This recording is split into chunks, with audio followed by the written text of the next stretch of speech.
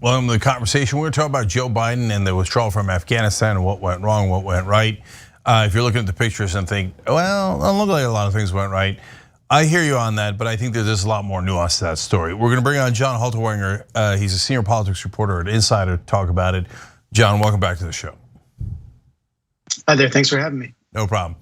All right, you saw the press conference, and it looks like there is tremendous disagreement about it. People ranging from furious about it and claiming that he's finger pointing at other people to people saying, no, I think the American people largely agree with him. What was your take? Well, Biden did get a lot right about what's been going wrong in this war.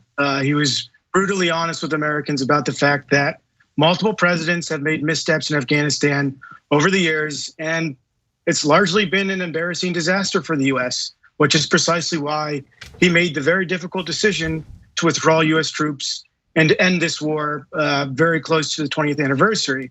A lot of people would say that although Biden said during the speech that the buck stops with me, that he actually passed the buck on to others.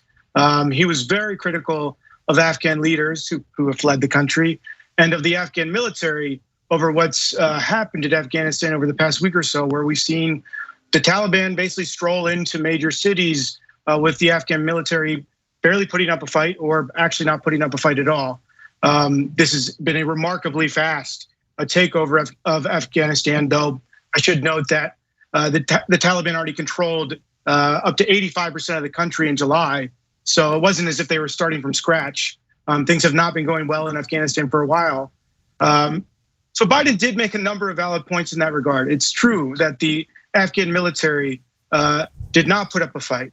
But a month ago, Biden said he trusted in the capacity of the Afghan military, that they were among the most well-equipped armies in the world.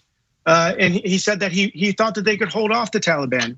4 weeks later, we've seen how wrong he was. But then again, a lot of Americans agree with his decision to withdraw US troops from Afghanistan. This has been a long and costly war. It's cost many lives, especially Afghan civilians. It's cost a lot of money. And I think at the end of the day, this is probably unlikely to hurt Biden politically. Yeah, so I have a defense of Biden, and I don't often defend Biden because I don't think he's genuine in a lot of his domestic policy positions, et cetera. But to me, it's less about defending Biden than it is, and he's right, the buck does stop with him. And so he should have checked better on the folks I'm actually going to blame that I think shoulder 90% of the blame here, but I'm not sure that I'm seeing that in the press a lot. So I wanted to get your thoughts on it. To me, it's kind of obvious. It's the Pentagon. They blew it. They not only blew it on the withdrawal, they must have assured Biden that that Kabul was not going to fall within the week. I'm sure they told him pretty little lies about how good their allies in the Afghan government was and how well trained they were, and Biden believed those lies. But they were lies, and the Pentagon has done nothing over the last 20 years. They've been an absolute disaster. This withdrawal is a complete proof that they're totally useless. So yeah, that's harsh, but what the hell they've been doing there for 20 years? I think you make a lot of valid points. We know that multiple administrations have lied to us about what's going on in Afghanistan, repeatedly telling us that the US was turning a corner there. And that was clearly a product of very misleading intelligence assessments that they were getting from people at the Pentagon. We saw just last week that the US military was assessing it could take up to 90 days for Kabul to fall. Clearly that was extraordinarily wrong, but it probably underscores why folks like Biden, Secretary of State Tony Blinken have expressed such confidence in the situation on the ground and have said, hey, look, I know that folks are worried about these Afghans who are especially vulnerable to reprisals by the Taliban, but from our understanding, we have a fair amount of time to get out of there. We're taking this seriously. Don't worry, there's no rush. Obviously, when you see these harrowing images at the Kabul airport today of these civilians and perhaps maybe some Afghans who helped the US mixed into the crowd, literally clinging to a US military aircraft, they were extraordinarily wrong. But I do think that you make a valid point that they are getting their intelligence, their assessment of the situation on the ground from the US military. And in many ways, there's a lot of signs that the Pentagon has utterly bungled this for the Biden administration. Even as far back as, I believe it was in June, when they really started to ramp down the US presence there, when they left the Bagram Air Force Base, which is the largest Air Force base in Afghanistan. They didn't consult with local officials. They did it overnight, and the air base was ransacked as a result. So this has just been messy and sloppy all around. Biden has said on several occasions, including the speech he gave on Monday, that they were the best equipped military around, with 300,000 soldiers in the Afghan military, and they were routed instantly, right? So that leads to two conclusions. Number one, congrats to the US military for just making the Taliban the best armed military around, because they now have presumably almost all those weapons. So, oops. Which leads me to the question of the first part of the question, which is how many times is the Pentagon going to say oops before not just politicians, not just folks like us, but the mainstream media overall, the press, says maybe these guys are either a bunch of total screw-ups who never get anything right, or they're all gonna be defense contractors, and the one set of folks that got super rich off of Afghanistan and hanging mission accomplished banners as we speak are defense contractors. I mean, you ask a lot of important questions here. I think that this entire situation is a reckoning for the entire foreign policy establishment in Washington, which does include the media, which has taken the words of military officials quite seriously over the years, but also one might say in recent years has really neglected to cover the Afghanistan war because it was not something that drove viewership, even though it was something that was very important and something that the US military was pouring astounding amounts of money into. We spent nearly, just to your point, roughly $83 billion just arming the Afghan military alone. And again, to your point, the Taliban essentially took all that weaponry and retook Afghanistan with it. And this has been an issue for years. We've known that the Afghan military was plagued by discipline issues, by corruption. The Taliban has frequently been found to have US weapons in their possession, but the US military continued its mission there despite all the signs that it was not working. And to your point again, I think the entire foreign policy establishment, needs to ask some serious questions about how it covers conflicts that the US is involved in, because this really is a collective failure for America, in the sense that it does involve not just the military, not just the White House, but the media, defense contractors. So many people have contributed to this failure. Yeah, so I want to go back to the media one more time, because look, they almost never question a Pentagon, which is outrageous. And they should have asked in year 15, how many years is it going to take? In year 16, in year 17, in year 18, 19, 20. For God's sake, how long is this going to take? What are you accomplishing? It looks like it's the same exact thing as we had before. All that we've talked about and is granted, right? But there's arguably something even more important, which is the issue here isn't a military one, it's a cultural one. So now people are saying, well, oh my God, the poor women of Afghanistan. That's true, right? But the issue, we couldn't have killed enough Afghan men to change the culture of Afghanistan enough to protect the women once we leave, right? And so the issue is, how do you change the culture? And that's in some ways more of a third rail issue. It feels like, oh yeah, we can go invade a country and kill hundreds of thousands of people, and that's not a big deal. But if we talk about changing people's cultures, oh, that's unacceptable, right? But if you don't change the culture, it doesn't matter how many decades you stay there. The same exact thing would happen the minute you leave. I think it was very arrogant for the US to assume it could ever really fundamentally change Afghanistan. One valid point that Biden made during his speech today is that Afghanistan is the graveyard of empires.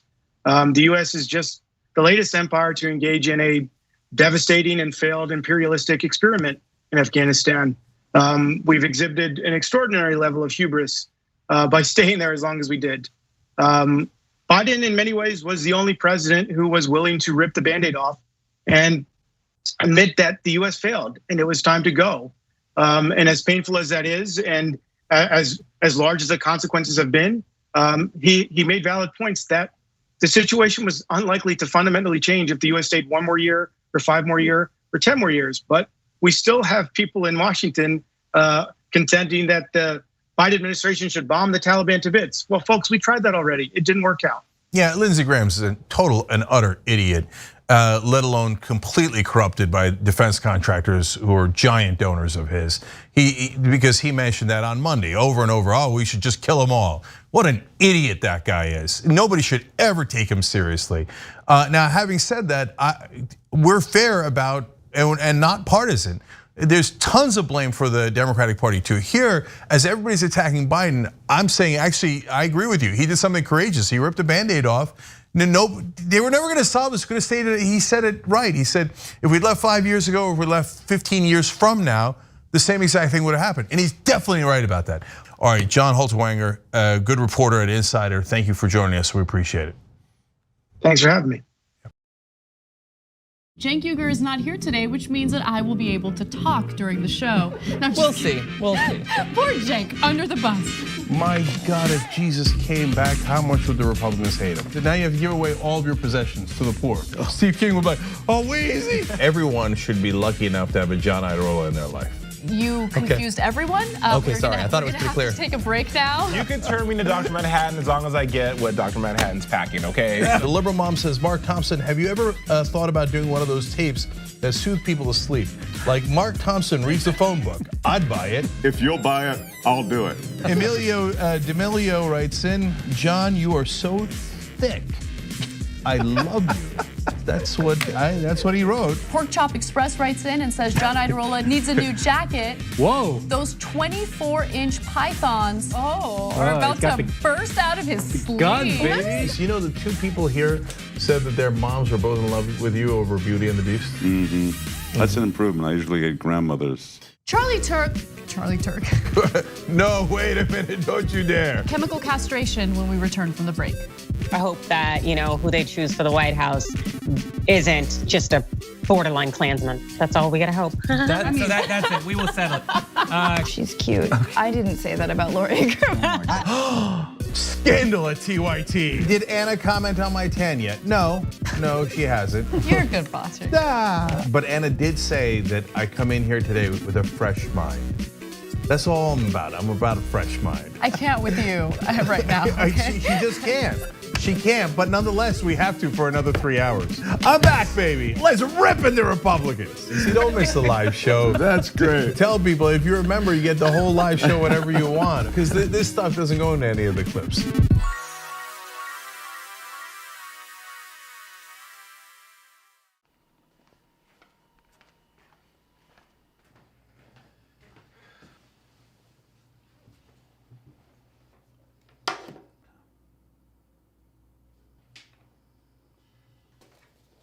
Welcome to the Damage Report. I'm John Iadarola. This is gonna be a big one. Meanwhile, in the Arctic, you know where this is going. You watch the Damage Report, the Arctic's on fire. Obviously, why would we be talking about the Arctic except to tell you that it's melting once again? The Republicans aren't that interested in it. I wonder why. Lift out of poverty up to 3.7 million people, including an estimated 1.3 million children. Hashtag save the children? Not if it costs money. I mean, come on.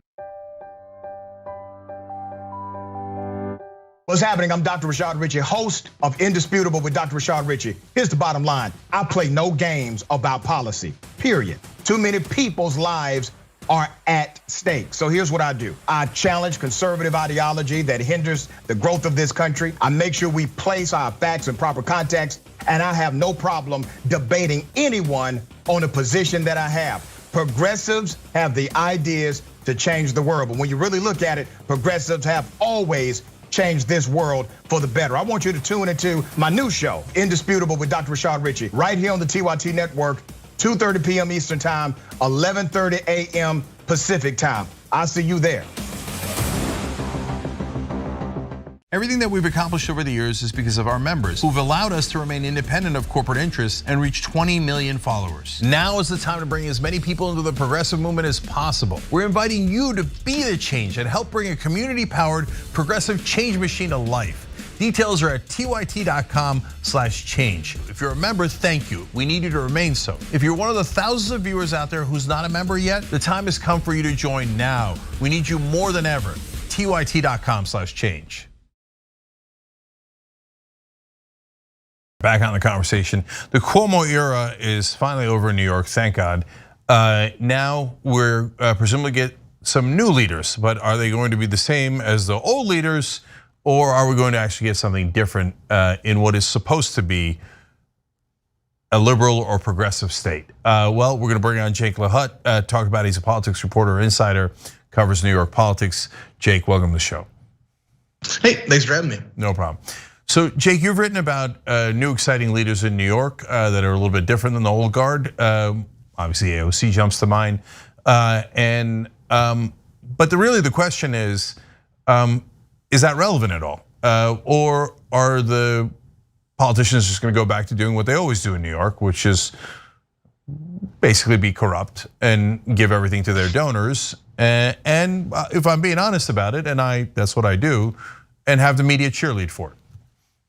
Yeah, well, clearly that's in the legacy of Tammany Hall and really what New York politics has been for the 20th century and most of this century. What I would say to counter that is, one, if you look at around 2016, 2018, this is when Governor Cuomo actually started to lose quite a bit of leverage in terms of his relationship with the legislature. Principally, there were all these newer progressive members who were coming in. The ones I would name right off the bat are people like State Senator Alessandra Biaggi. You have Assembly Member Yulee New from the Financial District in Chinatown in the lower chamber. Members like this who were kind of the, maybe not necessarily in the Democratic Socialists, but in this newer generation of a true left coming from New York City. They come through the ranks, and crucially what a number of other Democrats did in that cycle was oust these Democratic members of the Independent Democratic Caucus, or you'll hear the term IDC thrown around a lot. Basically what that was that they were caucusing with Republicans and effectively giving the Republicans a majority in the Senate, even though it was a Democratic majority in the state Senate on paper. So basically what that does for Governor Cuomo is he no longer has this trump card of always being able to come in as the deal maker and the person who will solve the gridlock between the Democratic majority assembly, which again is proportional representation, mostly members from New York City, Long Island, downstate. And then you have the state Senate, which is similar to the US Senate, accounts for rural areas in a kind of weight on the scales manner. So you have upstate and usually Republicans having a heavier influence there. So that dynamic is over for now. And you have a really deep bench of a lot of Democrats, particularly in New York City, but also in other corners of the state, who no longer have to kind of wait their turn for the governor's preferred pecking order. And I think a lot of these primaries, including the 2022 governor's race, are going to be wide open. Yeah, we'll see about that. And so the reason why I'm skeptical, Jake, your facts are all right, no question. And Cynthia Nixon lost against Cuomo, obviously, but I think it's fair to say that she had some influence in wiping out those conservative Democrats, because most of them lost in that same race. And so that was a pivotal race that progressives won, even though the top of the ticket lost. So all of that is correct, no question about it, and it's important context. Now, having said that, look, I keep going back to the press because I think they're the main problem. Because now everybody knows that Cuomo backed that group of conservative Democrats. Everybody knows that he basically put them Republicans secretly back in charge, and everybody knows why he did it, which was his donors. His donors wanted the Republicans to win, so he handed the state back to them.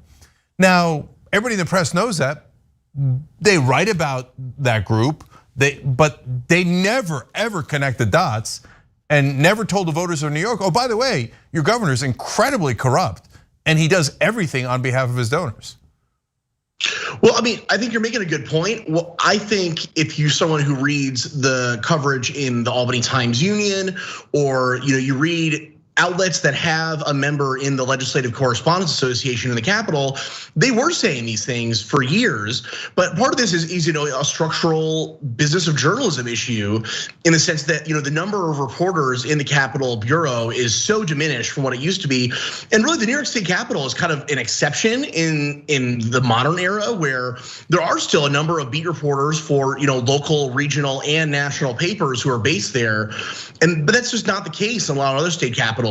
So I think that part of the issue is, in our media ecosystem, we're not seeing reporters who have been saying these things forever. Someone like Jimmy Vielkind of the Wall Street Journal, a great example. He's been covering Cuomo for the Times-Union, for Politico, now for the Wall Street Journal, and he has made really kind of, whether it's in a press conference going toe-to-toe with Cuomo, or just plain spoken reporting. He has a great kind of perch in his coverage now. But you can name a bunch of other people who I think have really done an exceptional job holding Cuomo accountable, holding his feet to the fire. And through all these ethical issues that he's had in his administration, they've been reported on. The question is, how much does it seem to factor into primaries? How much does it factor into Democratic voters and in the public writ large? So I just think we're not hearing the same level of amplification from the folks who are seeing this, very clearly up close, but in our increasingly, nationalized and hyper partisan, discourse just in all social media, on, whether it's getting eyes on cable, eyes on streaming. Those aren't the kind of things that tend to rise to the surface. Yeah, so Jake, that's a great point. And there are some wonderful reporters at the local level that actually do the hard work of reporting. And those are exactly the kind of folks we want to support. But when you get to the bigger players, and look, local news is hopeless. And unfortunately, a huge number of people still get their news from local news, local television news, right? And television is just, they're never gonna hold politicians accountable. They're just ass kissers by nature. It's inconceivable that they would hold them accountable. So no hope in local television news, including the biggest local TV news outlets in New York, right? So I'm not even having that conversation. And unfortunately, they influence a lot of people. But when you get to people who should know better, New York Times and cable news, in a sense, they're all Cuomo-sexuals, to use that term that was used before. So they're not gonna retire that quite yet, huh? No, and so New York Times, from time to time, does a really good story, investigative story, like on the Moreland Commission. And so how do I know how deeply corrupt Andrew Cuomo is? Partly because of that New York Times story, right? And they explained how it connects back to his real estate donors. The minute you touch the real estate donors, he shuts down the commission, okay? But then they have collective amnesia and instantly forget about it and go back to reporting Cuomo incredibly positively, as if their own investigative reporting team didn't break the story that the guy is as corrupt as any politician in America. Yeah, and the whole weird period from the start of the pandemic to, I guess you'd really say, like this past winter, where it was just the simple juxtaposition of Cuomo filling this void, really, I think, an emotional need people had during the pandemic. And we've been over what he did well in the briefings and stuff before. But I think that did, to your point, overshadow and kind of almost overcompensate for what were a lot of the same attributes at play. I mean, I think the things that made Cuomo come across in the way that struck a nerve with at least a decent portion of voters on the center and kind of your moderate Democrats during that period was he kind of micromanages. He likes to really go on at length about almost anything, personal stories, random tangents. But also his kind of domineering manner of overriding, local officials and trying to have a decisive, XYZ response to the pandemic, no questions asked. Those are the same things that got him in all this trouble in the first place. I mean, he really did kind of live and die by the sword in terms of always being in everybody's business and always having this, menacing management / leadership style. So, I mean, to the media criticism point, I think a lot of this is very much fair game. And I think that also it should be taken seriously because frankly, because New York's on the East Coast, because so many media companies are based here, yeah, it has an outsized influence on the way we talk about national politics and certainly the way we talk about Democrats. So I think all that's fair game, but ultimately, I think the credit does go to the people who've been on this from day one. And at this point, I think that there is really a wide open, whether it's the 2022 governor's race or just kind of a general power dynamic within the New York State Democratic Party, that I'm not sure if Kathy Hochul is like guaranteed to, be the next governor for a full term. Jake, hear me now, quote me later. Okay, maybe literally in your case, in a story. All of the media will fall in line for the next corporate Democrat. They'll not be, unless it's AOC, and that's a different level of star power, right? And I hope she doesn't do that. I think that would be a waste of her talent. But if it's just a progressive that's up and coming versus a corporate Democrat, all of the press will paint the corporate Democrat as the legitimate heir and the credible candidate, and they will paint the progressive as a radical, an outsider, an upstart. All these words that trigger for their readers. Remember, don't vote for them. They're not legitimate. All right, Jake LaHutte from Insider covering this intelligently. We appreciate it. Thank you for joining us. Thanks, and I'll see if I can quote you on that later, Jake. All right, sounds good.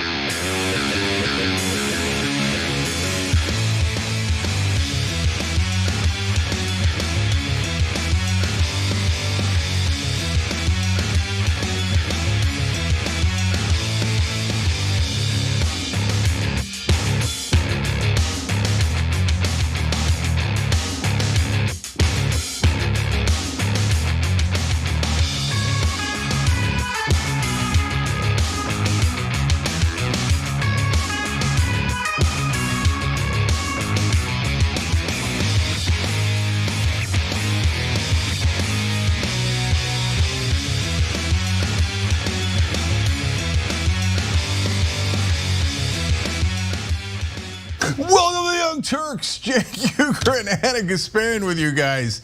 I fear that you've stumbled onto a very good show. That's my fear. Let's see how it plays out. Okay? I'm in a party mood. You know what? So am I. Later, we wrestle with alligators. We talk about American heroes. We don't actually physically wrestle with alligators, but we show you people who do. Literally. Abbott is wrestling with COVID. We're gonna explain that in a second. So lots of news from all across the world. And we're gonna do it with a smile on our faces, sometimes with a good deal of rage. Welcome to the Young Turks. All right, Casper. Well, why don't we start off with that story about Texas Governor Greg Abbott. Greg Abbott, the governor of Texas, has tested positive for coronavirus. Now, this is a story that just broke, and it turns out. I'm kidding. I was doing this. Kidding, he's vaccinated. He's gonna be okay. You interrupted the lead, Jake. I did. The lead with Jake Tapper. No, Well, that I would like to interrupt. Okay. We're having. He's vaccinated, guys. He's vaccinated. He's gonna be okay. Jake Tapper? How do you know? No, Abbott. Okay. And apparently Costello. All right, go ahead. Should we wrap that up? Like, okay. No, keep going. Texas Governor Greg Abbott has tested positive for coronavirus. What is wrong with you? Why are you laughing? Sorry, what's going on? Sorry. He's my boss, everybody. No, he's vaccinated. He's vaccinated. It's okay. Yes. Okay. I'm not even gonna try it again.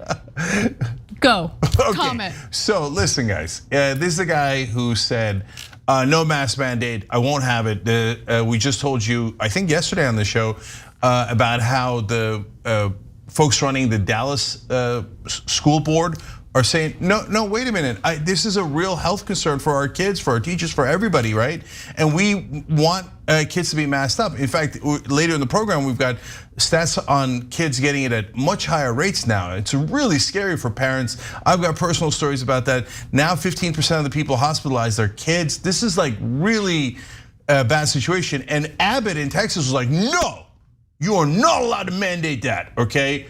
And if some parents want to have the other parents, get endangered through their kids and have the kids endangered, well, I'm here for it, right? Well, now COVID's here for you, right? So I'm not celebrating that Abbott has COVID. I'm also not shedding a tear. I mean, if you're an anti-vaxxer or in this case, he did get vaccinated. And isn't it curious? I'll just note this too: that Republican leaders will.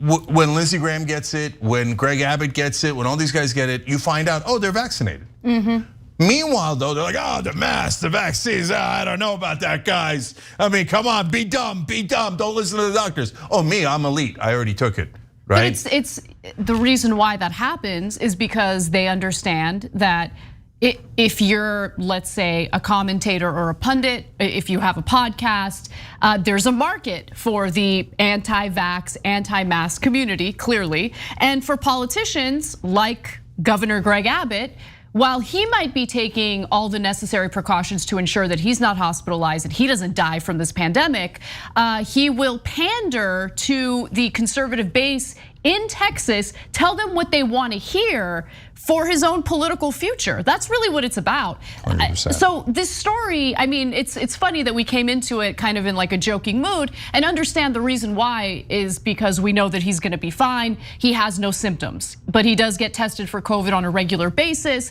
So he took a test, he realized that he tested positive, and his office released a statement. So let me give you the details on that. They write that Governor Greg Abbott today tested positive for COVID-19. The governor has been testing daily, and today was the first positive test result. The governor will isolate in the governor's mansion and continue to test daily. Governor Abbott is receiving Regeneron's monoclonal antibody treatment, which is kind of strange because they claim that he doesn't have any type of like severe symptom, right? Yeah, I don't know. Yeah, I don't know the medicine behind that. It might be that you give that even in the case where the person doesn't have symptoms, or it might be that you give that in the case where the person is the governor. Like if you're a regular citizen of Texas, I don't know that they give that to you or suggest that for you. But when you're the governor, you get special treatment while you tell the masses, don't wear masks, idiots, and then vote for me, dummies. And look, the problem is he was able to get vaccinated. He's fully vaccinated, which is why In the second half of the statement, they say that Governor Abbott is fully vaccinated against COVID-19, in good health, and currently experiencing no symptoms. That's the way the vaccine works. You might have a breakthrough infection, but the likelihood of you being hospitalized or dying from coronavirus is very, very slim. It's very unlikely for that to happen. Yeah, right? that's why, again, we joke around because 99.99% of the deaths are from the unvaccinated. But my point is, Cenk, that kids can't get vaccinated yet. That's right. Right? That's So while he's implementing a ban on mask mandates to prevent schools from implementing mask mandates, he's putting children at risk. And he doesn't care. He doesn't care. That's the issue. From the very beginning of this pandemic, both Governor Greg Abbott of Texas and Lieutenant Governor Dan Patrick of Texas have proven over and over again that they do not care about the well-being of their own constituents in their very state. 100%. I don't know if we have that amazing map of the. We do. Yeah, so I want to show that to you guys because so this is where the ICU beds are nearly full. Yes, and the ones that are obviously darker red are the ones where they are more full. Gee, I wonder if you could spot a pattern. Can you spot a pattern anywhere? Oh, right, those are all the red states. Those are Florida and Texas and Alabama, et cetera. All the places where they said do not take precautions. And now their hospitals are overflowing, including with their own governors. So that leads me to two questions for you guys, because he was totally willing to play with other people's lives. And we're fair, objective, and we'll give you the facts. So he did say he took the vaccine earlier, right? And he did encourage people to take the vaccine in a couple of statements, okay? But then he turns around and says, oh, freedom, freedom. I mean, if you don't want to take it, don't take it. If you don't want to wear the mask, don't wear the mask. And in fact, if the schools say the kids shouldn't wear the mask, no, I'm going to endanger your kids. And I'm not going to let the school make that decision. That's why his hospital beds are overflowing. So that leads to my question. If we had more time, the news broke right before we got on air, we would have done a poll question on it. But like, are we, and this is funny because I'm mainly asking conservatives, do you expect us to have sympathy for him? I mean, I don't. Right now I have none, zero. But even if things took a turn for the worse and he got really sick, am I supposed to have sympathy for him? I don't know. I'm a big believer in eye for an eye. Like, because honestly, his behavior and his irresponsible communication on this pandemic has led to all sorts of people not only getting sick and getting hospitalized, but dying, right? Did he have any sympathy for those people? Yeah, no. No, zero sympathy, zero. He doesn't care about anyone other than himself. He's worried about getting primaried from the right by Allen West. So he's become more and more extreme in his positions. The man has no guiding principles. The only thing he cares about, much like Donald Trump, much like many politicians, to be quite honest with you, in politics today, only cares about himself. That's it. So the people who would say like, oh man, who's your freedom? I don't want no goddamn vaccine, man. I want to smear it all over myself. And then when Abbott has COVID and we go, oh, okay, I guess it is what it is. They're like, how could you? You're serious? I mean, are you joking? So no, right now I have zero sympathy for Abbott, and he can go cry about it. I don't care at all, okay?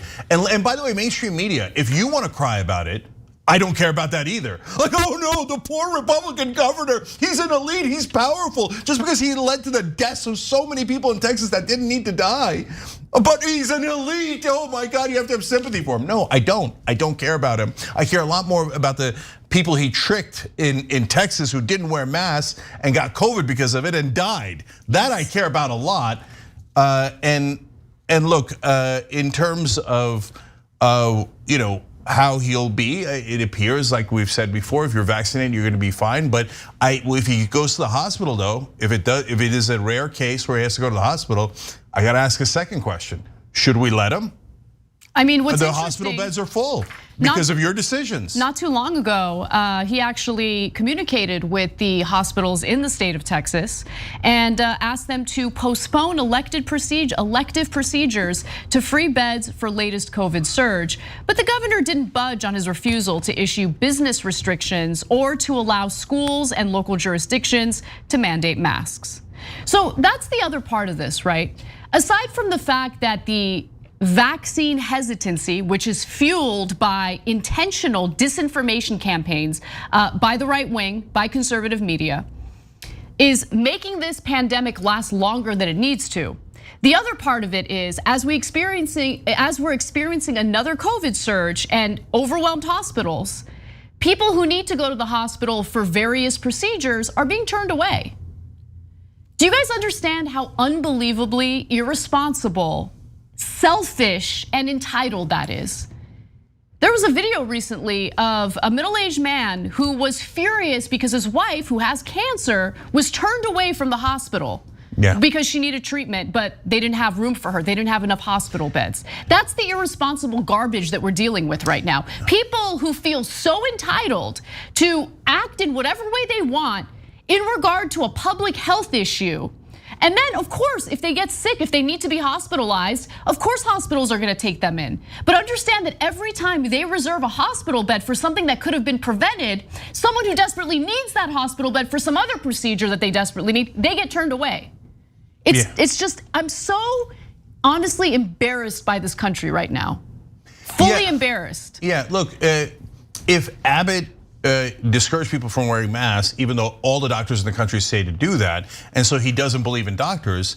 So I don't know why he's taking the Regeneron medicine and he's taking any medicine and he's taking any precautions. You don't believe in doctors and you don't believe in science and you don't believe in medicine. So why don't you go rub some herbs all over yourself or whatever you do? I don't know if you believe in that. I drink more beer, eat a steak, do whatever, eat ribs. I don't care.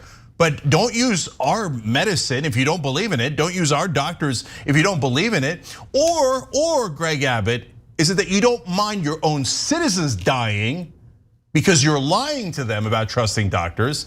But when your ass is on the line, all of a sudden, doctors, where are you? Where's my medicine? Oh my God, it affects me.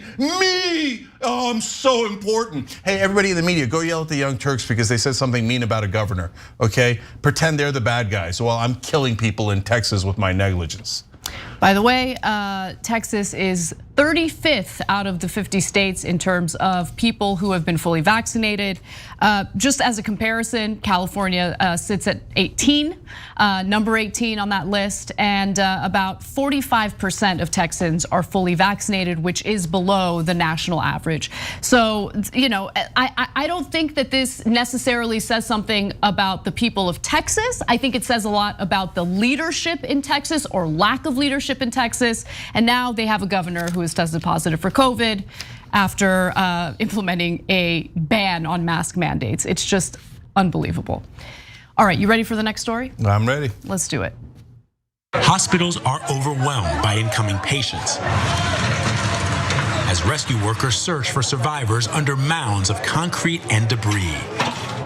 In the destruction, there are brief moments of hope, like this woman and a young boy being rescued from the rubble of a toppled building. Haiti's prime minister has declared a state of emergency in the country after a 7.2 magnitude earthquake hit the country over the weekend. Now the death toll continues to rise, but currently about 2,000 Haitians have died as a result of the earthquake. And to make matters even more complicated, even worse, they had to deal with a storm during the rescue efforts. Now, the disaster hit at a time when the country struggles with the coronavirus. The storms are, of course, complicating the matters. And then the president of Haiti was assassinated just last month. So there are issues on top of issues, problems on top of problems, and it's just absolutely devastating, especially when you consider the United States and its reaction to it. Now, while the Biden administration has certainly offered to provide some assistance to Haiti, it's clearly not enough, and what further compounds the issue is the fact that the Biden administration continues to deport Haitians to Haiti in the middle of this chaotic disaster. Cenk. Yeah, look, we give credit where credit is due and we criticize where it's due. And I tell you that all the time because almost no one else does it, right? So Biden good or Biden bad? Well, it doesn't work like that. I agree with the withdrawal from Afghanistan and I would defend him against a lot of those critiques, which are largely driven by neoconservatives that are still in the mainstream media. But when it comes to Haiti, are you kidding me? You're gonna turn those people back and send them to literally a disaster zone. Look, one of the areas is so hard hit that they're having trouble reaching it, not only because of the chaos and the anarchy, and then were gangs there previously, although the gangs is so bad, the gangs have called a truce, saying we got to get medicine to everybody, right? But one of the bridges is down. So they just literally cannot get to those people who are trapped in that area of Haiti. And it's heartbreaking, and every minute and it counts, every hour counts, and more people are dying and in danger, right? Meanwhile, we're loading up planes full of people and sending them back to Haiti. It's crazy. No, you can't do that, man. And look, Biden's team, I don't think they're ever gonna get it. They keep looking for credit from the right wing. And they're never gonna get it. You're never gonna get credit from the right wing. How silly are you? So you know they criticize you for how dare you withdraw from Afghanistan when Trump was withdrawing from Afghanistan and bragging about it, right? And they say, oh, I can't believe he's not taking care of our allies in Afghanistan. And then they turn around and say, can you believe he's bringing our allies from Afghanistan into America as refugees? They're never gonna give you credit. Get your head out of you know where, okay? So what does that mean? That means actually do the right thing, be a decent human being. And by the way, you might get credit from your actual voters, from your base and from independents who see you as a decent person. But you're not gonna get that credit if you're sending people back into the middle of an absolute epic disaster in Haiti. By the way, Haiti also one of the lowest vaccination rates, well, the lowest vaccination rate in the entire Western Hemisphere. Why? Because they're really poor. So the vaccine isn't reaching them. They have infrastructure problems. Yep. They have health care problems, etc. So don't do it, don't send them back, but we're doing it as we speak. Exactly. Let's go to the last two graphics here because Democracy Now! Reported on this. And they say that last week alone, at least 2 deportation flights departed from Texas to Haiti with some 130 asylum seekers, including children. And so this is a continuation of Trump era policy regarding asylum seekers. What the Biden administration has decided to do was basically refuse to end Trump's policy of citing the coronavirus pandemic for why all asylum seekers will be turned back, deported immediately. I think that that's the wrong way to handle the situation, especially when Biden himself campaigned as someone who was far more humane than Donald Trump was toward immigrants. Also, the co-founder of the Haitian Bridge Alliance argues that, how can the United States government deport anyone to Haiti right now? How do you think so little of Haitian lives, deporting children and babies in the middle of the chaos? This is a clear example of external violence that continues to deepen the instability in Haiti. And I completely agree with that statement, especially right now, given all of the devastation that Haitians are dealing with right now. The Biden administration should take a stand and lead from a place of strength, as opposed to taking the cowardly route of trying to appease the right wing, which will never be appeased. The right wing has moved so far to the right that it doesn't matter what's happening in Haiti. They want everyone deported, even if it's children who are being deported to Haiti. They're not going to give you credit for it though, so move on and lead from a place of strength. And we're just not seeing that when it comes to the topic of immigration from Joe Biden's administration. I mean, what does Biden want? Does he want Tucker Carlson to do a segment saying Joe Biden is kicking out these black kids from the country and sending them back into a disaster area? And they would celebrate that. But do you think Tucker's gonna do that segment?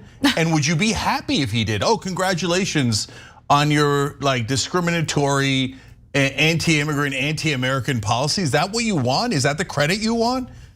No, just please gather up some courage if you believe in doing the right thing. Or if you think, hey, you know what?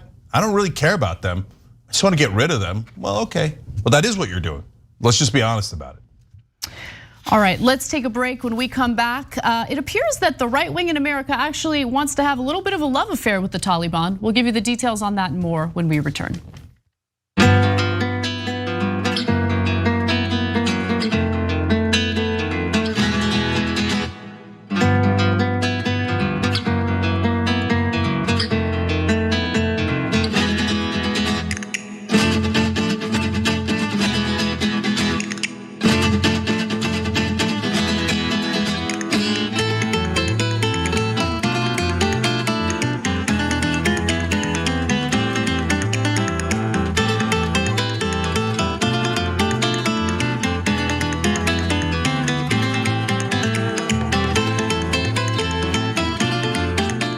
right, back during the social break. So many fun comments. Dade Murphy writes in on YouTube Super Chat. Anna's rage over the perpetuation of this pandemic due to the lack of social responsibility is my spirit animal. Yes, well, there's LA just re-implemented its outdoor mask mandate for big events. They call them dumps, big dumps. Massive dumps. I'm not happy about it. No, now I was gonna go jog tonight and I gotta wear a goddamn mask. No, you don't have to wear it. If you're solo and outside, you're fine. It's just for events of 10,000 people or more. I was planning on going to a baseball game on Friday night, but no more. Yeah. I'm not gonna wear a mask during the baseball game the entire time. That's not fun. Yeah, the right wing thinks that we love masks. It's just so dumb, right? On the other hand, you gotta wear them now. Yep. You gotta wear them, are you kidding me? Look, again, I'm gonna tell you personal stuff later in the show as to how badly it's spreading everywhere, including in LA. That Delta variant ain't no joke, okay? We wear the mask to protect ourselves, not because we think it's fun. All right, but agreed on the spirit animal. Wow. Tyrannosaurus in F14 makes a great point on Super Chat. Texas is also requesting FEMA morgue trucks, monoclonal antibodies for the governor, morgue trucks for his voters. I wish I read that in the middle of the segment. That's a great comment, unfortunately. Chris Ferguson is a new member because he just hit that join button below on YouTube. If you're watching on YouTube, go ahead and smash that join button. Smash it, okay? You could also smash it to upgrade. We appreciate that. All right, Philip writes in the member section. I'm from Dallas, Texas, and I'm a pharmacy technician.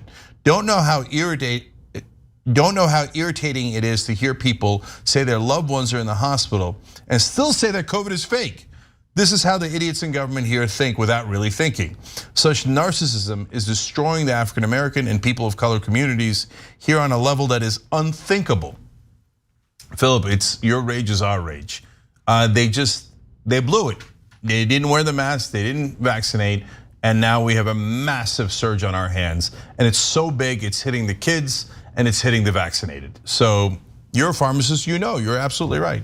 Mickey C, the silver-haired dragon says, for Abbott, banning mask mandates in schools wasn't enough. He also decided that parents will not be notified if their child was exposed in school, and there will be no contact tracing. No sympathy for him at all. He has been a monster on this. Him and DeSantis have been battling for who's going to be worse. Well, okay. Anyway, let's see what happens with DeSantis. Silly Walks a Minister writes in, I'm waiting for a capitalist to come on mainstream media to say, get the kids vaccinated, otherwise who'll work in the future to pay for all the social services, i.e. or e.g. defense services we enjoy in the US, right? No, at some point the capitalists are gonna freak out, it's true. They're gonna be like, wait, that's our future generation of workers. I can't have them all dying, okay? But we need them back in the mines. So that's what's happening. All right, I'm out of time. Oh no, I'm not quite out of time. I'll do one. Jay the Man says, so glad to be watching my faves, Cenk and Anna, on my birthday. Can I get a birthday shout out? Jay the Man, happy birthday. We'll be back.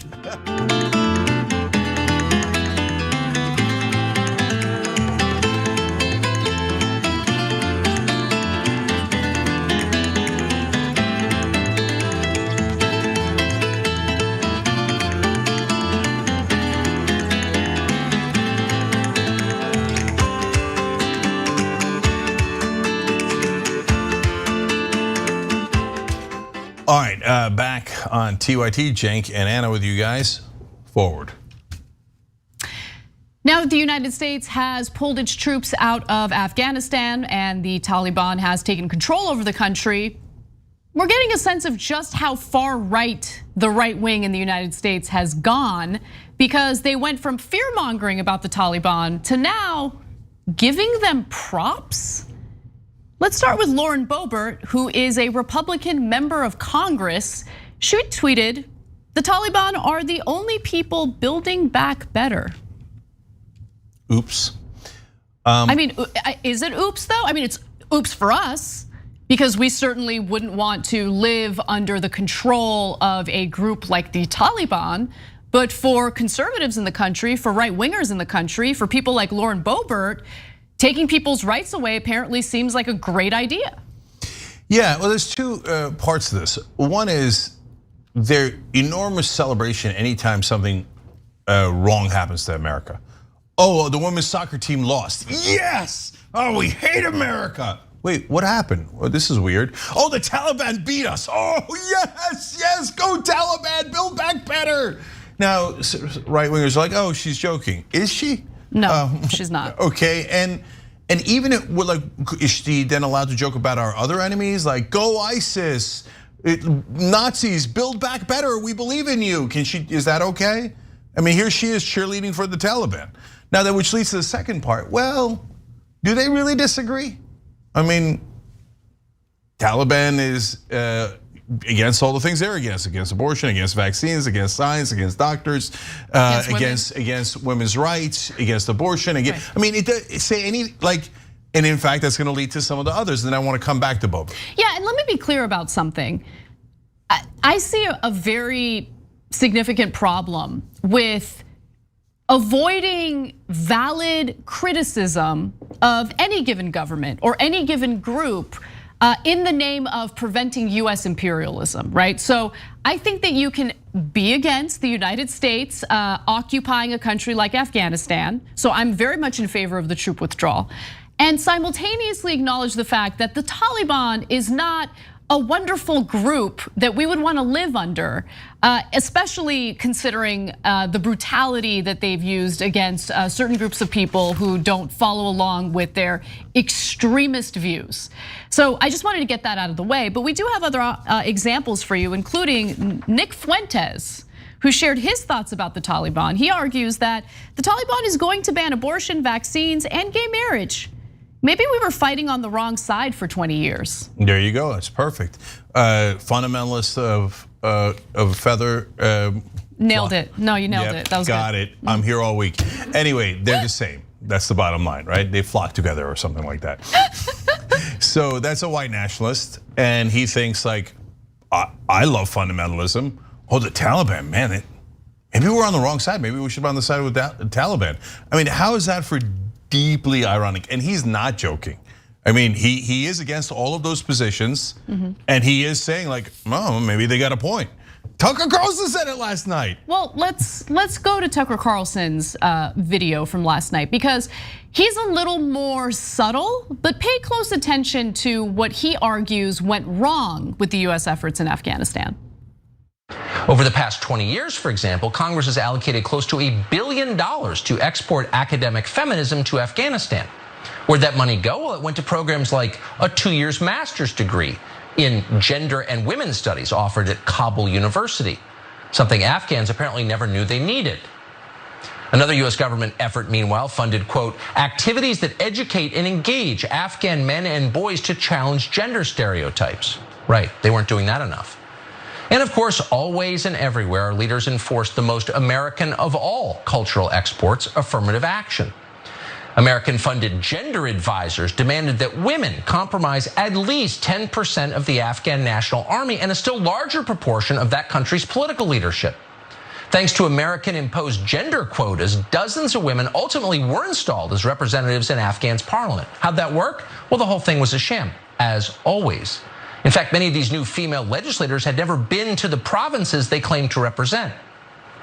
Almost nobody in Afghanistan liked any of this, by the way, and why would they? As one USAID official conceded in a classified report, quote, focusing on gender made things more unstable because it caused revolts.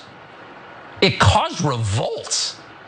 But officials kept doing it. They kept pushing radical gender politics anyway because they could, because they were in charge of these Stone Age people they were going to educate.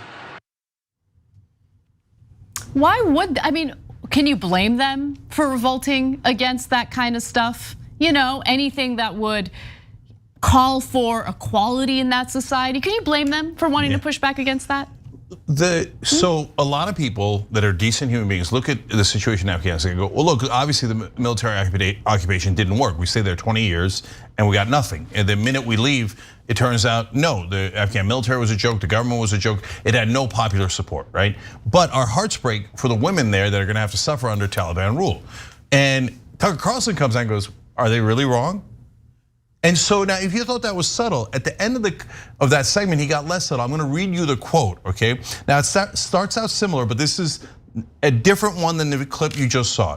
He says, it turns out the people of Afghanistan don't actually want gender studies symposia. They didn't actually buy the idea that men can become pregnant. They thought that was ridiculous. Now, this sounds like the type of thing Tucker says on the show all the time about America, right? Us conservatives, we don't buy those ideas. He continued, they thought that was ridiculous. They don't hate their own masculinity. They don't think it's toxic. They like the patriarchy. Some of their women like it too. So now they're all getting it back. So maybe it's possible that we failed in Afghanistan because the entire neoliberal program is grotesque. Yeah, that's why we failed in Afghanistan. No, but guys, do you understand that quote?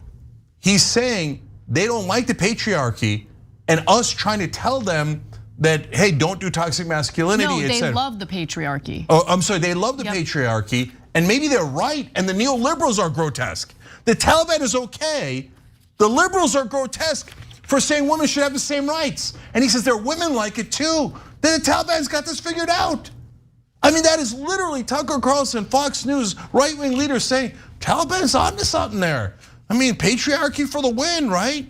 And all of those things are things that they complain about, the right wing in this country complains about in America. And now, I mean, look, he's saying that the Taliban's masculinity is not toxic. The one where they whip women, kill women, behead women, that's not toxic. They love it, they love it. You'd have to have a problem with it to find it toxic. But the right wing in America has moved so far. I mean, look, the Overton window conversations get a little annoying. Let's just keep it, they devolved. They devolved even further than what we experienced during the Bush administration, which was pretty bad to begin with, right? During the Bush administration, it was nonstop fear mongering about the very groups that they're now applauding. The very groups that they want to model the right wing after in America. Like, think about how dire the situation is here within our own borders, where they feel emboldened enough to look at the Taliban and look at the extremists in other countries and say, you know what, maybe we've been fighting on the wrong side. Maybe this is great. Maybe we need to implement some of these policies here in the United States. But we've always known it, Cenk. We've always known it. It's always been bubbling up right beneath the surface for the right wing in America. It was certainly true in all of the policies that they pushed for. I mean, state after state, red state after red state. Look at the types of rollbacks they've done on reproductive rights for women, which, by the way, reproductive rights for women are health rights for women. Women get to decide what they do with their own bodies should they become pregnant. And it's not up to some politician to make that decision for her. And yes, it's different from a COVID vaccine because the coronavirus pandemic has to do with a contagious virus that harms other people, okay? So anyone who tries to make that comparison, like, walk away, kick rocks. Go ahead. Yeah, and Anna, I've been calling them the American Taliban for over a decade now. And that's because we're logical and we can see the things that they're pushing for. Now, the mainstream media used to be pre-Trump, were their biggest offenders. Oh, we're so offended that these radical left-wingers called our beloved Tucker Carlson and beloved Fox News. Remember, they were all trying to get jobs with Fox News, the CNN and MSNBC guys before Trump. They would always kiss Fox News's ass, calling them the American Taliban. That is outrageous. That is inappropriate language. Is it outrageous? Now they're cheerleading for the Taliban. And so, I mean, Irene makes a good point. She's one of our members. We do the show with you guys.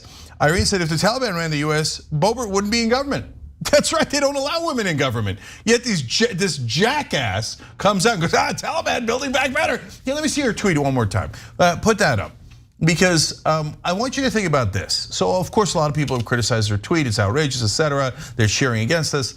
But now, imagine if Ilhan Omar had sent this tweet. The Taliban are only people building back better. What would Fox News have said then? Aha!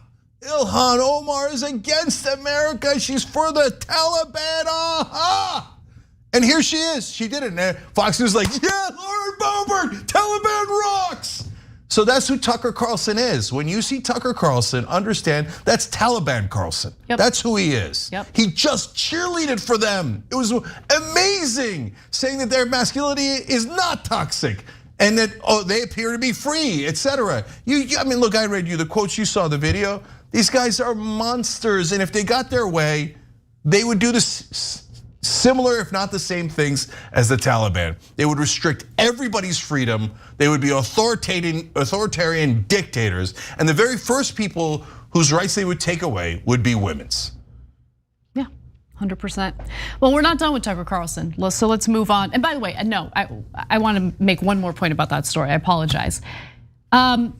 We did not spend nearly $2 trillion, by the way, not $1 trillion. Recent estimates indicated that we spent $2 trillion on the war in Afghanistan. That money did not overwhelmingly go toward curriculums pushing for equality in the country. That money overwhelmingly went to defense contractors and weaponry. So don't buy the very clear deflection that Tucker Carlson is engaging in here, because he would have you believe that everything that went wrong with that war was the identity politics that we engaged in. That's the kind of garbage that he's trying to push there. And I actually want to continue on with that point in this next story. So, on a nightly basis, Tucker Carlson provides more evidence for why the right wing and the right wing populists do not, in fact, mesh well with left wing populists. They might see similar problems in society, but they have very different solutions and see the world from a very different framework. When it comes to the war in Afghanistan and what went wrong, notice how Tucker Carlson has decided to latch onto identity politics as opposed to focusing on the profit motives and the financial incentives of engaging in that war in the first place. Let's watch. Over the past 20 years, for example, Congress has allocated close to $1 billion to export academic feminism to Afghanistan.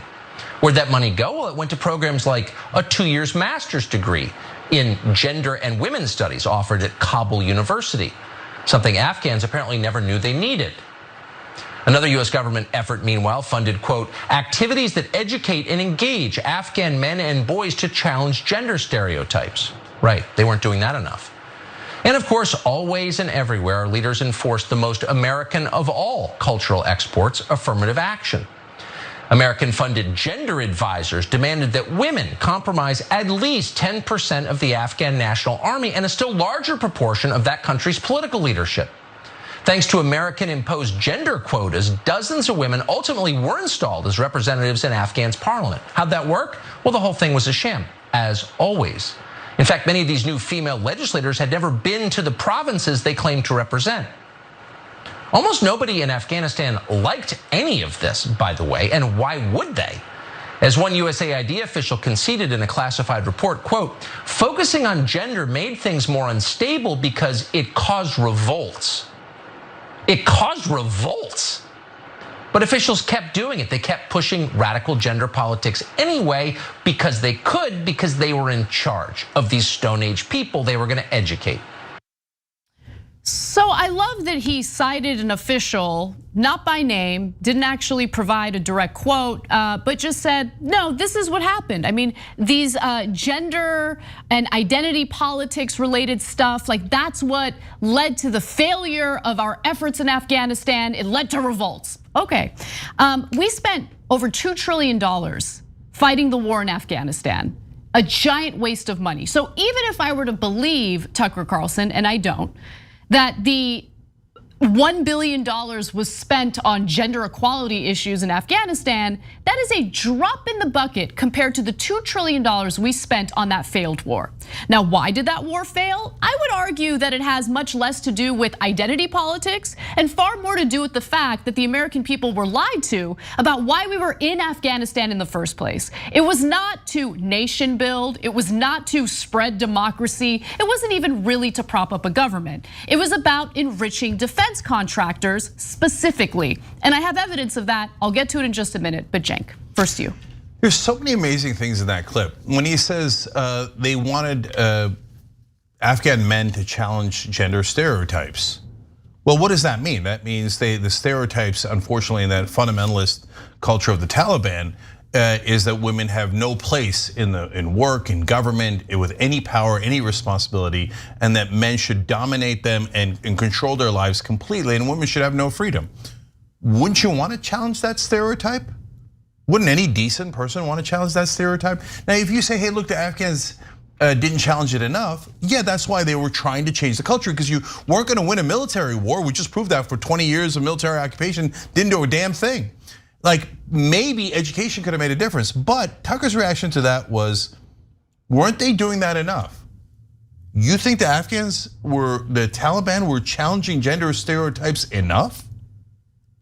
Like, they nailed it on gender stereotypes? That was a startling thing to say. I didn't want to let it slide without you noticing that he said that. I mean, look, I feel that challenging gender stereotypes is decapitating women if they're not wearing face coverings and head coverings. Well, right? That's challenging female stereotypes and inequality among the genders. Well, I mean, come on. Just garbage, absolute garbage. Sorry, go ahead. That's okay. And then the second part that he said is he talked about the women in government and how that didn't work. And he said, and then he concluded that, you can go back and watch the tape. And he said about the Afghans, why would they? Why would they want the women in government? You're actually saying that on television, out loud, in public, right? Yeah. And the audience cheers. He's #1 on Fox News. They're like, yes, if women could just subjugate them like the Taliban and never question any of those gender stereotypes and drive them back into the kitchen, etc. And then have the women in government. Of course they didn't like that. Who would? Why would they like women actually having power? And by the way, if you're a woman, you're still voting for Republicans. I mean, you just saw it. And he's not alone. Boebert celebrating and so many others celebrating the Taliban. And then ironically, Tucker, in a different portion of the same show, says, I don't want those refugees here. But actually, maybe it's not ironic. Because remember, the refugees were our allies in Afghanistan fighting against the Taliban. Maybe Tucker's mad at him for fighting against these beloved Taliban. Look, the reason why I want to talk about this is because anyone who's stupid, and yes, stupid is the right word, to believe that we can join forces with so-called right-wing populists like Tucker Carlson to get what we want in our agenda accomplished in this country, like, these people need to be cast aside as absolute lunatics, because clearly Tucker Carlson and people like him do not in any way share left-wing objectives, okay? Or any of the objectives that we have as progressives, leftists, anyone who's not on the far right. He doesn't want Medicare for all. He doesn't have a problem with US imperialism, especially if it enriches wealthy people, such as himself, by the way. Okay, he has a problem with the identity politics related to this story, which is nothing.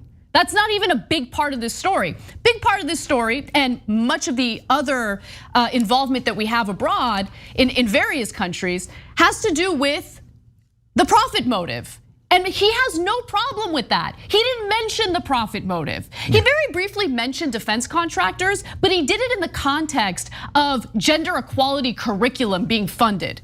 No. The defense contractors are being funded heavily by our money to carry out trainings of the very people who, by the way, turned around and joined the Taliban recently, right? The Afghan military, in the form of weaponry. Let me give you a few examples. The Intercept had a wonderful piece recently. This is the title of it.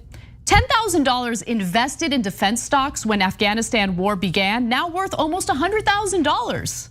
And why is that? Why are these military contractors, defense contractors doing so well? Well, if you purchase $10,000 of stock evenly divided among America's top 5 defense contractors on September 18th, 2001, and faithfully reinvested all dividends, it would now be worth $97,295. This is a far greater return than was available in the overall stock market over the same period.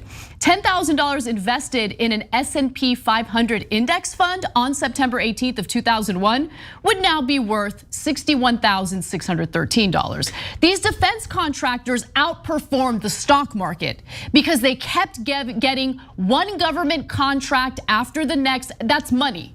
Government grants, government money, government deals to carry out the war, the failed war in Afghanistan. No mention of that by Tucker Carlson, so-called populist. Glenn Greenwald alleges he's a freaking socialist. No, he's a clown. He's an absolute clown, and there's no way that aligning ourselves with the likes of Tucker Carlson or anyone like him is actually gonna help us accomplish any of the objectives on the left. So look, important distinction here. If we got a ballot measure for $15 minimum wage, or with Medicare for all, et cetera. Do we want Republican voters to vote for it? Yes, we do, right? And will we take their vote? Of course we will, because those are good policies and we want them to pass. They want to get out of wars, great. We're happy to have their votes, okay? But if you think going on Tucker Carlson and validating his talking points is a good idea, you have no idea what you're doing other than, of course, self-aggrandizement. Oh my God, I got famous by going on Tucker. Oh, I'm gonna get more Substackers. I'm gonna get more Patreon followers. Oh, they're gonna be right wing. Oh, I'm gonna be so happy. That's what you're doing, admitted. But look at this. You think he's against defense contractors? Look at what the point Anna's making. He throws it in there so he has plausible deniability as a one line, right? But then he tells you that we didn't lose the war because the Pentagon screwed up. 20 years total waste. We didn't lose the war because the defense contractors didn't do a goddamn thing except rob us of trillions of dollars. We lost the war because we were trying to treat women equally. That's why we lost the war? It's insane. Come on, and you're gonna go enable that? Oh, yeah, Tucker, you're so right. I'm a jack-off comedian, but I know you're right. You're right about everything, Tucker. You loser, you pathetic person trying to enable right-wing fascists. And by the way, you ever see so-called progressives or people on the left go on Tucker and ever disagree with them? Tucker's asked me on before. I said, well, I would disagree with you whenever we disagree. He said, oh, no, that's it. And he never had me on. So these guys that pretend to be on the left, they go kiss his ass and they go, oh, I'll never disagree. I promise you, Tucker, get me some ratings, get me some followers, and I'll never disagree with you. Oh yeah, and by the way, that clown ass Jimmy went on his show and was like, oh no, yeah, you're right. The problem is the left wing playing identity politics. Go ahead, bash people's identities, Tucker. You're so good, you're so wonderful, Tucker. Let me pucker for Tucker. Okay, yeah. So, and that's exactly what those clowns do. Don't ever listen to them. Don't enable fascists like Tucker Carlson who cheerlead for the Taliban and their destruction of women's rights and women themselves. The guy's disgusting, and any rational person would see that. All right, we're gonna take a break. When we come back, we'll talk about how the right wing in America is literally trying to reward stupidity that gets others killed. We'll be right back.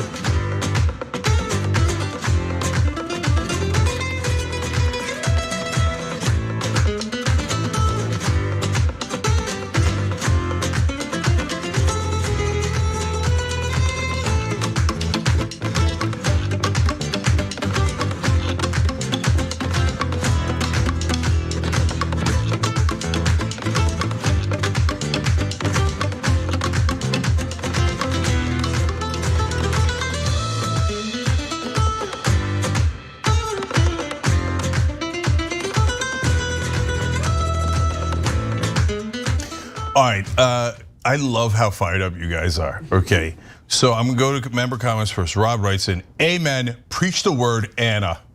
Preach it. So that's great. But I'm gonna skip down to YouTube Super Chat for a second because this is out of the blue, but I want you to pay attention to what Stephanie Haynes is saying. She says, Anna, exclamation point. My now ex is moving out this weekend, yay me, and hates TYT. You most of all. Talking about Anna. What? You better kick him out.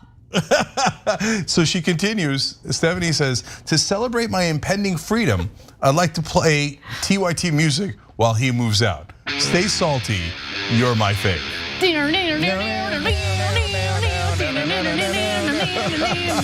No, I love it. I love it. I mean, I don't want to break up relationships. I'm hoping that you guys broke up for other reasons. But Well, if he doesn't like TYT, he's probably not a good person, so you probably made the right decision. Anyway, seriously, most important of all, and I love that Anna helps you guys in this way, and whether you call her your spirit animal or salty queen, whatever, right? No, but the important part is, you're goddamn right you should empower yourself, and goddamn right you should ask for what you think is right, and not kowtow to other people's opinions and thoughts because of stereotypes and expectations and old culture. No, you stand up for yourself and know what you're worth and fight for yourself. And so if Anna or anybody else on the show is helping to do that, then I'm super proud of that. So take control of your lives. I love it. All right, back to the member section. Captain Cornball says, because letting girls go to school and letting women vote qualifies as radical gender politics now, does it? And for Tucker, yeah, pretty much. He said it. The Co-op Dragon says, the radical right are televangelists. God, you guys are so funny, I love it. Who in love with theocratic extremism. Their only conflict is over which musty old book is right about what to call their God and whose is real. Kinda true. Okay, Navinik says, which is it, Tucker? Are they subhumans stuck in the 6th century, or are they manly as that we ought to emulate, right? And it's a good question, and he seems to want to have his cake and eat it too. I Am Sock writes in, Tucker Carlson, Dems bad, Hungary and Taliban good. He did, he said those things, right? And of course, Hungary has a neo-fascist government. New YouTube members are Sarah Stuckberry and Katie Kendrick. Sarah and Katie, we love you guys. Thank you for joining. Everybody join that, hit that join button. You become part of change, and you become part of delivering the truth as the news as honestly as we possibly can to everybody. Love you for it.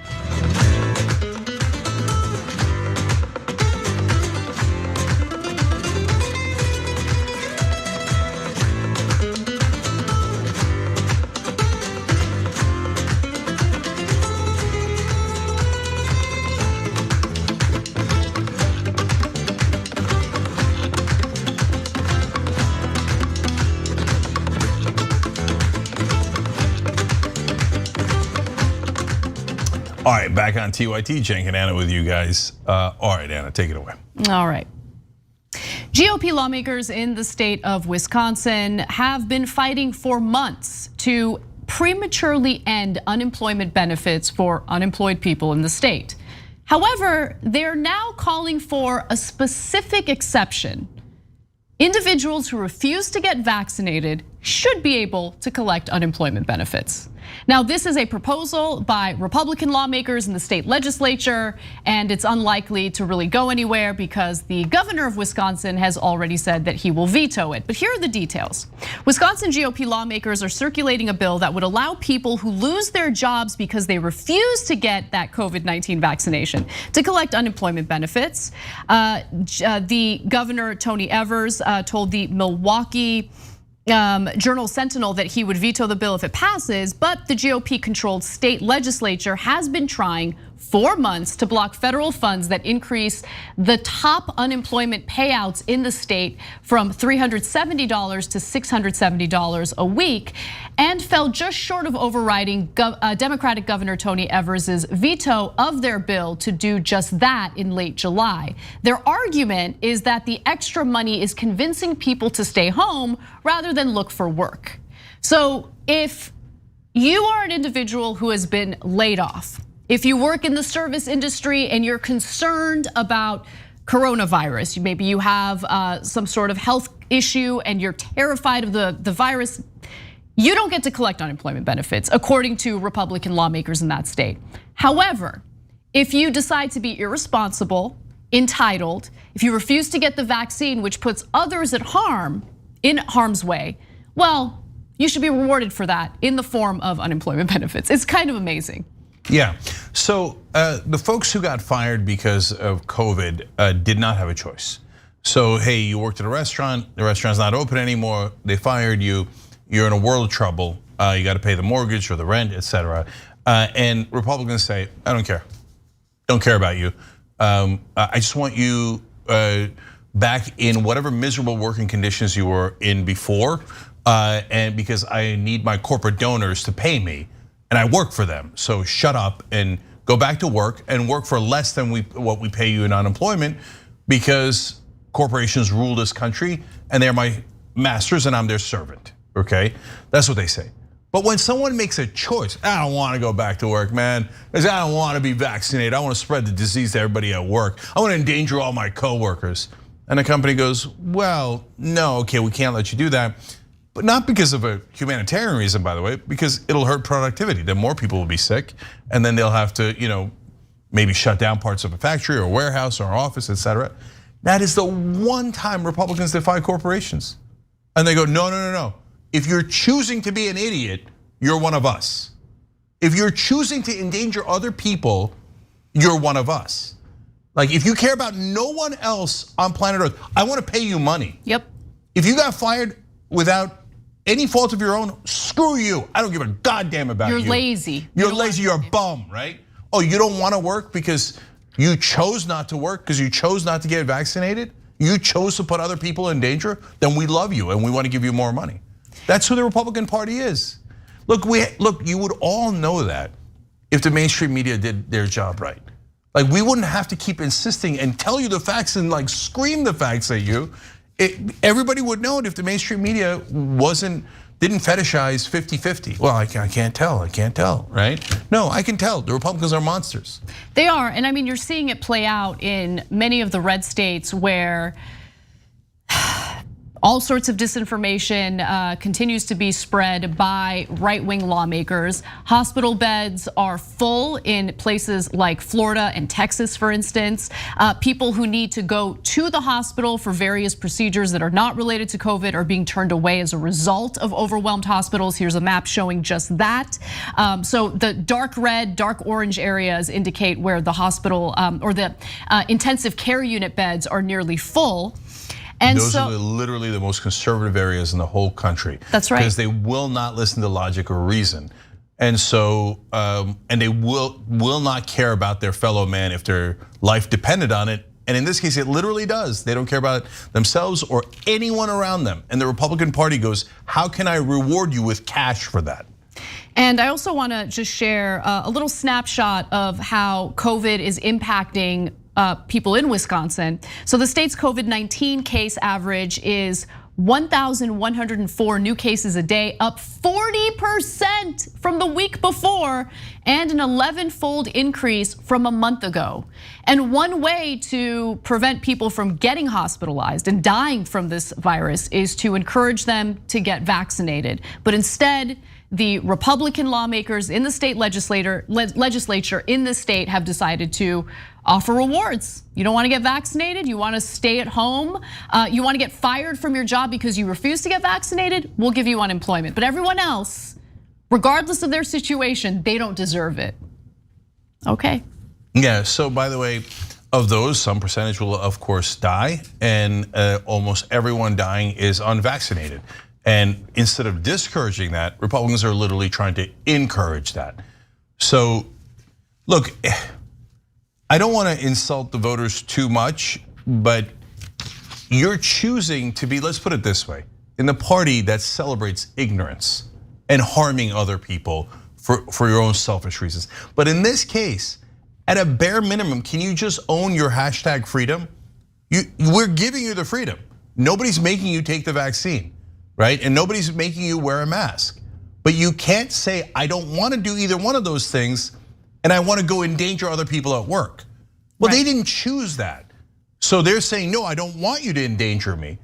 So, okay, that's fine, you made your choice, that's your freedom. But then don't come crying to us and say, now I want money. No, you chose to get fired. You don't get to say, then I want money for this. And by the way, don't give it to the guy who got fired without having a choice. Oh, come on, man, bounds of reason, but they don't have any bounds of reason because they don't believe in reason. And remember, there are exemptions for religious reasons. So there are already loopholes that people can take advantage of, but it's not good enough. If you want to be difficult and you want to refuse the vaccine, again, according to these Republican lawmakers, you're the good guy. And look, they're pandering to them as well, right? Because this is a political move more than anything else. They're rewarding the behavior because they know doing so panders to right-wing voters that they're trying to cater to. That's what this is all about. Doesn't matter how many people are gonna die, this is just a calculation. It's a very clear calculation based on political aspirations and self-preservation for these lawmakers. That's it. All right, we got to take a break. That does it for our first hour. But when we come back, we have a banana second hour for you, including My favorite story. What is your favorite story? It's the one where right wing has a new theory that if you don't get vaccinated, it's so good. It's so good. That some parts of your sexual organs are going to be more valuable. They think they're a hot commodity. No, it's so funny. It's so ridiculous. It takes a tragedy and turns it into a farce. Okay, so you're gonna love that. Come back.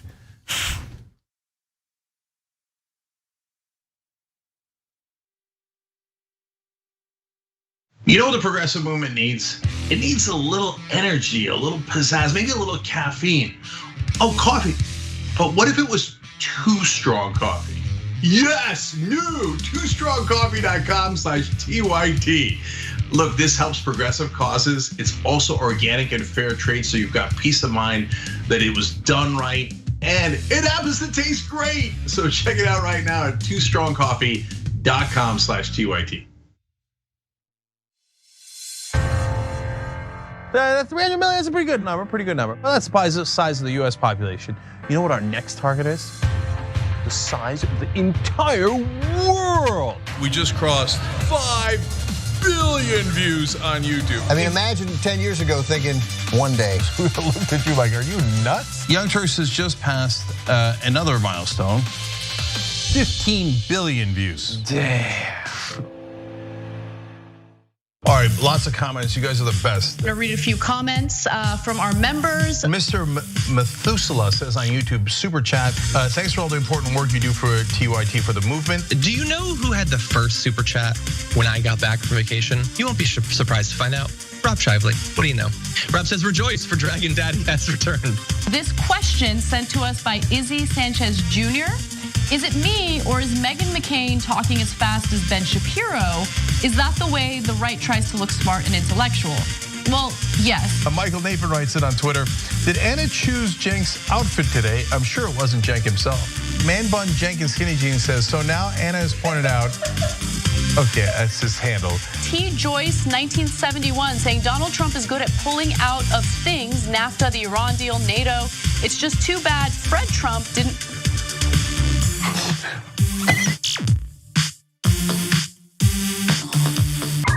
All right, let me do a little quick plug here. It's not even a plug, I'm bragging, okay? I'm bragging, watch me. We have a channel on YouTube, a whole channel devoted just to the Young Turks. It's badass, right? Wow, man. I can see the void. You guys are rock stars. Unbelievable, Senator Sanders. Welcome to Rebel Headquarters. Man, you guys are amazing. We gave you what you wanted. Okay. Speaking of shirts. I have a surprise. You reached a lot of people. You are the Young Turks. And we have spread that progressive message wide and far. Let's keep it going.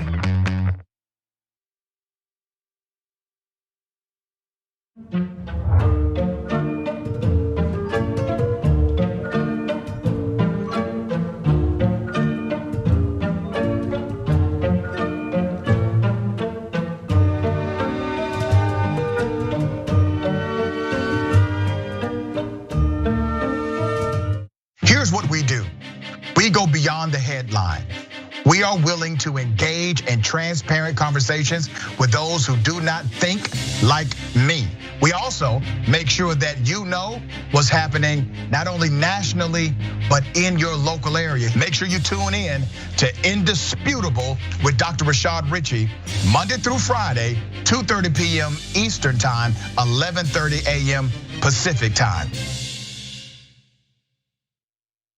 Cool news, shoptyt.com now has books. There's a whole bunch of books there. You're gonna be shocked to find out that they're largely progressive. Of course!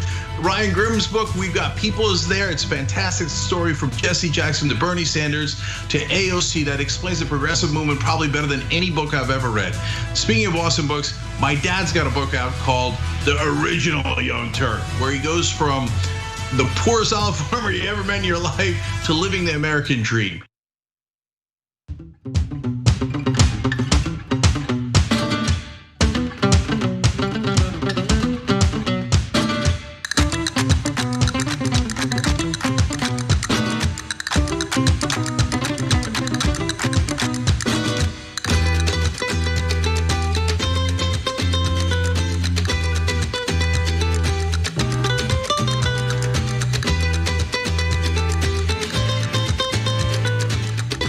right, back on TYT, Jen Canana with you guys. Some more amazing stories for you. Well, let's talk about anti-vaxxers just a little bit more, because they have some thoughts about their own bodily fluids that we should share with you, I guess. Oh boy. Anti-maskers think that their semen will soon become a hot commodity, much like Bitcoin. Yeah. There have been comparisons of unvaxxed male semen to that of Bitcoin. Now, what? What? Well, unlikely, but okay, keep going. No, it's not only unlikely, it is impossible, but it does give you a sense of the high regard that these individuals have for themselves and their bodily fluids, which is impressive, impressive. So, according to Vice, unvaccinated conspiracy theorists think that their semen is more pure than the rest of the populations, and that refusing the COVID-19 vaccine will make the market value of their semen skyrocket. They believe that as a result of the vaccine, and this of course is not true in any way, people are gonna have a difficult time conceiving or having healthy pregnancies. And so women are gonna desperately look for unvaccinated or semen from unvaccinated men.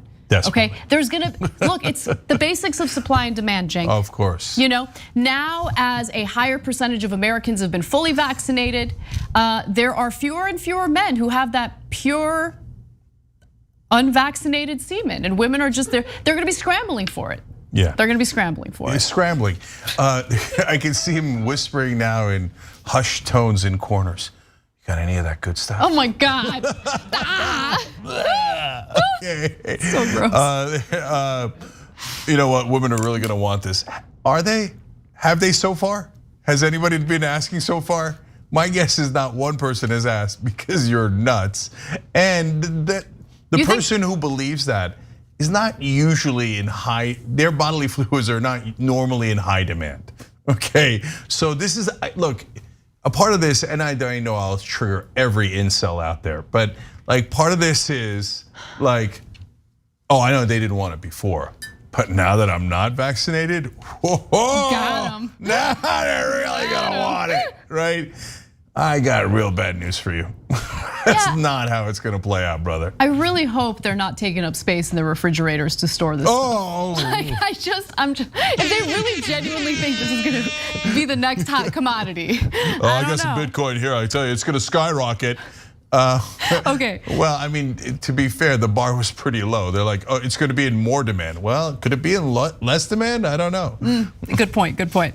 Now, as the vaccinated population eventually crumbles, the unvaccinated will rise to repopulate the planet. And that's according to the adherents of this theory. Women who want a baby will have to pay large amounts of money for sperm. The unvaccinated will then hand over their oh so precious man juice so that the world can repopulate. Look, if I'm a woman, obviously. Like if I found myself in a situation like that, I'd rather just not repopulate the planet. Of course, who wants their DNA? Are you insane? Like, no, but it's such a hilarious fantasy and it gives you a view into their mind. Yeah, it's amazing. I know I'm not getting any right now, but one day, this is going to be the most precious thing in the world. And all the women in the world are going to be clamoring for it. Give me the Bitcoin. Bit might be a good way to describe it. But anyway, yeah, oh, it's so precious. Oh, finally, I really, really want your man juice. Oh, no, don't want it. Look, so that's their fantasy and that's what they daydream about, right? And of course now, hate to burst your bubble, it's the exact opposite. Actually, and of course, scientists I know, you don't believe in scientists, because scientists with their climate change and their COVID and all that, and be safe and stay alive.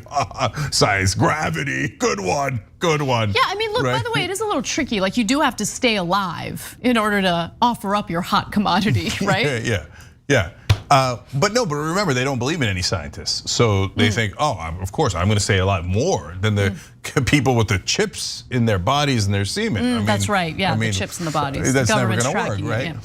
So since they believe in all these things. I don't know if they're ever going to listen to the scientists who tell them, actually, no, it's the reverse. If you don't get vaccinated, you could have some issues. And by the way, for God's sake, scientists, like this is the one thing where even if it isn't true, I'm kidding, but even if it isn't true, just tell them like, oh, you know what? It turns out, latest breakthrough science, it doesn't hurt your lung capacity, it hurts your penile capacity. Oh, are you kidding me? Oh, they'd be like right away, they'd be the first ones lined up. Men would be clamoring for the vaccine. Oh. I mean, every man in the country would already get their booster shot. Like booster shots just got approved, I believe, right? Or Biden indicated that they will be approved very soon. They wouldn't even wait. They'd find a way to get the booster shot immediately. Look, and let me give you the details that Cenk just alluded to, because I think it is important. So if you do get sick with COVID, if you are unvaccinated, your Johnson might be in a little bit of trouble. Okay, so this is the last graphic. Let's go to that. I apologize. Let's go to the last two graphics. Scientists at the University of Miami ran a study on 45 different men after they took 2 doses of the vaccine and found that there was no significant decrease in the quality or quantity, meaning the amount of sperm you produce after taking it. But when you look at those who are unvaccinated and get sick with COVID, the COVID virus has been found in testicle and penile tissues of those infected and could lead to infertility and erectile dysfunction, and that's not fun. In people who have contracted COVID-19 and in those who recovered, the virus has been detected in their semen too. So I kid around about how they should make it up, right? But I don't, this is the first time I'm hearing about those issues, so I suspect that they're not giant issues in COVID. But apparently they are some issues. It affects some people in that way, right? My God, they should have publicized that better, right? I'm no joke, because the people who are most hesitant in this country happen to be middle-aged men, right? And young and middle-aged men. If you told those same conservative, younger and middle-aged men, hey, you might have erectile dysfunction, or it might affect the quality of your semen or your penis, they'd be hurting people to get them out of the way to get the vaccine first. And you know they would have done it, right? They would be like, no, get out the way, yo, get out the way, right? Or this go like, oh my God, if you told them it could make it smaller, they'd be get out the way, get out the way. I can't have it be any smaller, right? So, and now though, I mean, this thing about how they think it's a literal money shot, oh my God. Oh, Cenk. Oh my God. Cenk. Okay. I know people are gonna love that. Okay. That was probably pretty good. Okay, so guys, just please look into science before you start to believe that gravity isn't real, okay? But more importantly, COVID or not, like no one wants your semen. Like stop sitting around fantasizing about people like clamoring for your semen. It's just, there's something wrong with you, okay? And look, it's okay, right? Go talk to someone, talk to a therapist, hang out with normal people for a little while. And maybe one day you'll meet a woman who won't be repulsed by your semen. But for now, just not good. Stop talking about it. It's awkward. Yeah, and guys, look, everybody's been younger and had, not everybody, but I have, and other people have had trouble getting dates before, etc. It's not about that, okay? If you're having those kind of issues, of course we care about you and we want to help, etc. Right? But taking it out on women, having these insane conspiracy theories, being aggressive in like weirdo ways, endangering other people by not getting vaccinated, it's not helping anyone, and it's certainly not helping you either. Right?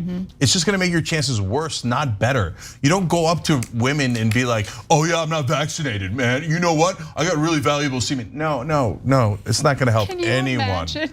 Yeah, how would the marketplace function for that? Yeah, look, Craigslist?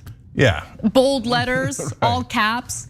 Unvaccinated semen for sale. Like, come on. Yeah, it's even worse than that. You're right. Look, guys who shout out the windows and stuff like, hey, yeah, baby. In the old days, I don't know if they still do it, right? They still do. Like, yeah, they still do, right? Like, that's gonna work, right? Like, oh, wow, you shouted out at me, rando weirdo. Yeah. Right? Let me pull over and go on a date with you. It never worked in human history, right? Yeah. The only thing worse is going up to a girl at a bar and be like, I have valuable semen. Go away from me. We're trying to help, but it's not working. All right, well, since we're on the topic, let's do one more story before we go to break, because this one is, of course, full of irony. Donald Trump notoriously pushed back against mask mandates. In fact, he spread all sorts of disinformation to discourage people from wearing masks because he believed that it made him and his administration look bad as people were wearing masks during a deadly pandemic. Well, now, the very properties that have his name all over them are implementing mandatory mask mandates. Trump hotels across the country have adopted a variety of different masking policies, some of which would qualify as mandates according to GOP critics. The Trump International Hotel in Miami requires masks to be worn in all public places. The Trump hotels in Chicago and Hawaii have a COVID-19 policy that suggests employees are required to wear masks. And you know what? Good on them. That is the right decision. Masks work, they help to prevent the spread of coronavirus, they keep people safe. And while this is kind of funny, considering the fact that Donald Trump's name is on these buildings, the properties themselves, the management at these properties are not just doing the right thing, they're listening to the local guidelines and regulations on the matter. I mainly want to do this story to say, ha ha.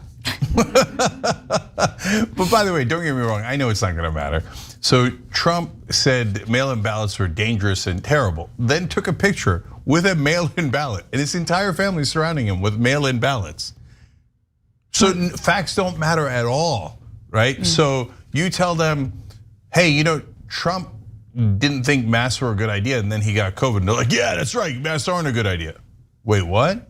You know, Trump actually got vaccinated. He just didn't show it to you, but he says he got vaccinated. But then he tells you, oh, you should question the vaccination. And they're like, oh yeah, I don't care. All right, so when you tell them, you know, Trump is mandating masks at his hotel, they're gonna be like, I don't care. All you have to do is say, Trump still hates Mexicans. Yeah, that's right. They don't care about anything else. Oh, he's gonna ban transgender people from the military in the bathroom and track and field. Yeah. Like they're not gonna listen to this. You think that a single right winger is gonna go, huh? That does seem a bit hypocritical. Look, I think that there is a broader issue, a broader problem of right wingers in either positions of power or with some public influence, taking all of the relevant measures to protect themselves, like getting vaccinated, for instance, while simultaneously sowing doubt in the minds of their fans, their viewers, their voters. It just gives you a sense of how shameless these people are. 100%. How they don't care about the well-being of the very people who put them in positions of power in the first place. Yeah, I mean, look at just today's news. Trump is vaccinated, but he didn't want to make a big display of it on television because he wanted to sow conspiracy theories about vaccinations, right? He didn't want to wear a mask because he thought it would hurt his vanity. He didn't like how he looked in a mask. So 620,000 people died. To be fair, that is a beautiful face. You wouldn't want to cover that. You wouldn't want to cover that. Yeah, no way. And then he does mask mandates because he doesn't actually want to get hurt himself, right? He just wants you to believe in his stupid conspiracy theories. Greg Abbott. So he says no mask mandates. I want to make sure you guys are spreading it as much as possible. He gets COVID, and all of a sudden he's got Regeneron. He's talking to all the doctors, the scientists. What happened, big guy? I thought you didn't believe in any of that stuff, right? But it doesn't matter. It'll never get through them. Look, the only thing that's possible is not trying to logic with them and reason with them. And I made that mistake a couple of thousand times. It never works. Look, I don't have the stomach for it, and I don't want to do it, and it has other downsides. But really, if you wanted to get through them, the only thing you could do is talk their language, which is of emotion, rage, insecurity, etc. So, for example, they're accidentally doing this in Florida. They're saying, oh, you know, the reason we're have so much coronavirus cases is because Biden is bringing in illegal Mexicans into Florida, and they've got COVID. Illegal Mexicans in Florida? Like, I mean, yeah, there's Cubans that are coming in, but not that many Mexicans in Florida. It's not that there are none, but that's obviously you don't share a border. I don't know if you know that, right? I know you've lost track of all logic and facts, right? But why does that work a little bit?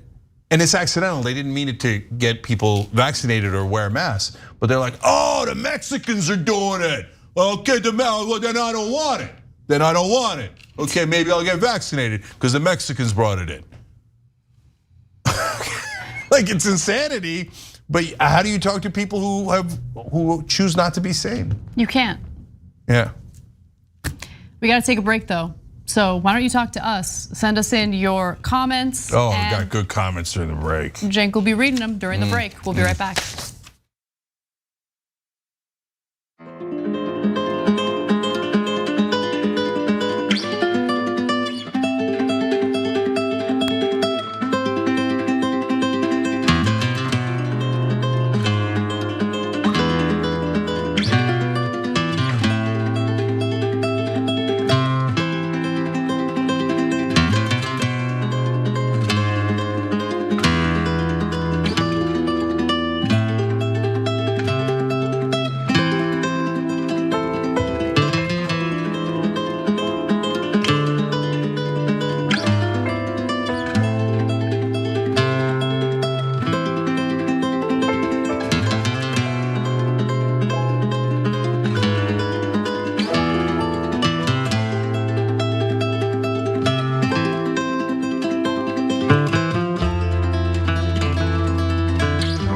Two quick notes and then your comments. One, you guys are all watching the show live. That's the only way you could be watching this portion of it. But if you're ever out and about and you want to listen to it, get our podcasting network. It's got all of our shows.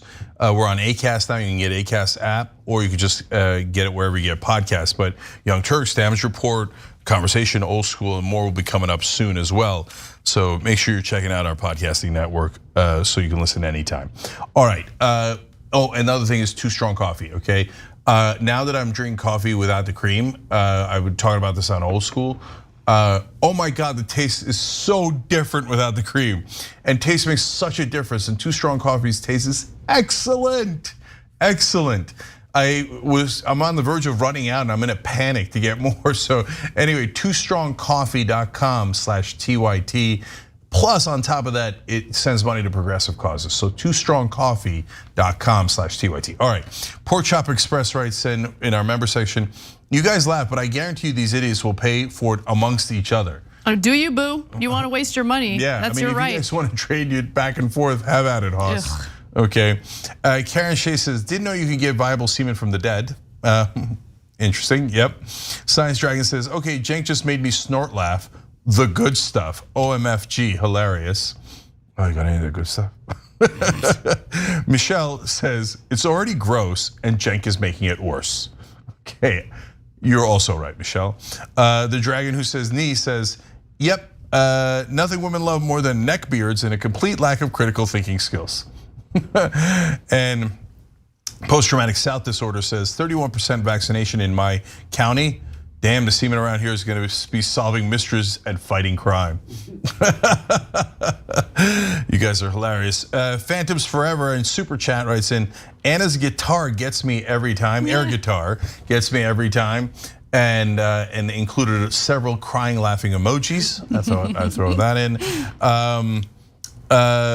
So Hello Kintu writes in, owning the libs with Islamic fundamentalism, got him. Notice they haven't brought up the Bachabazi yet, good point, or the Hazara boys in Afghanistan. Jeffrey Ritchie says, Al-Qaeda thinks they can do here what the Taliban did in Afghanistan. Al-Qaeda is never not funny.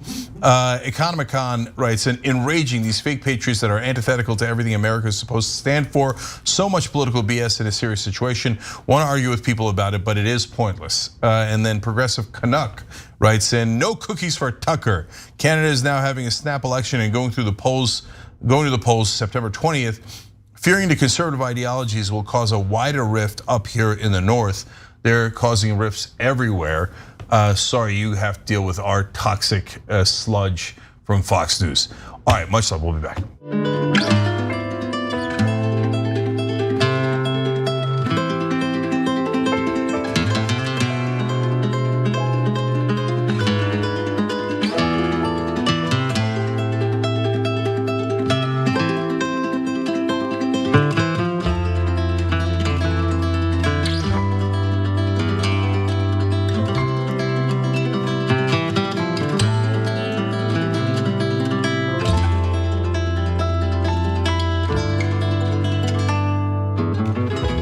All right, back on TYT. Cenk, Anna, forward.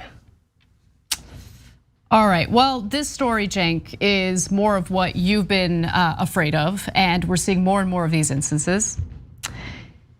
A man decided to harass an elderly woman for wearing a mask while on a train in New York. Let's take a look at the video. It is, let me just warn you, pretty upsetting because of how unbearable he is toward this woman who's just trying to mind her own business. Let's take a look.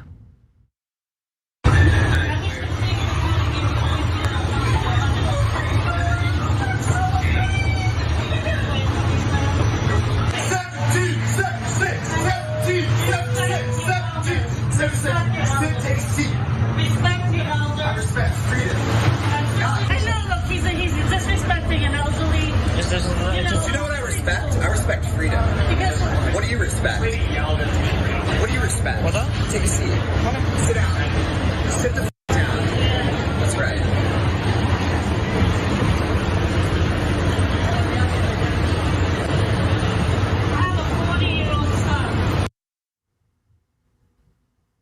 So he claims he respects freedom, but at the same time, he doesn't believe that a woman who's made a decision to wear a mask to keep herself safe deserves to be free from his potential diseases. And it's that sense of entitlement that we talk about over and over again. He has this need to harass her for her decision, which quite frankly, is the responsible decision to wear a mask on a train in New York.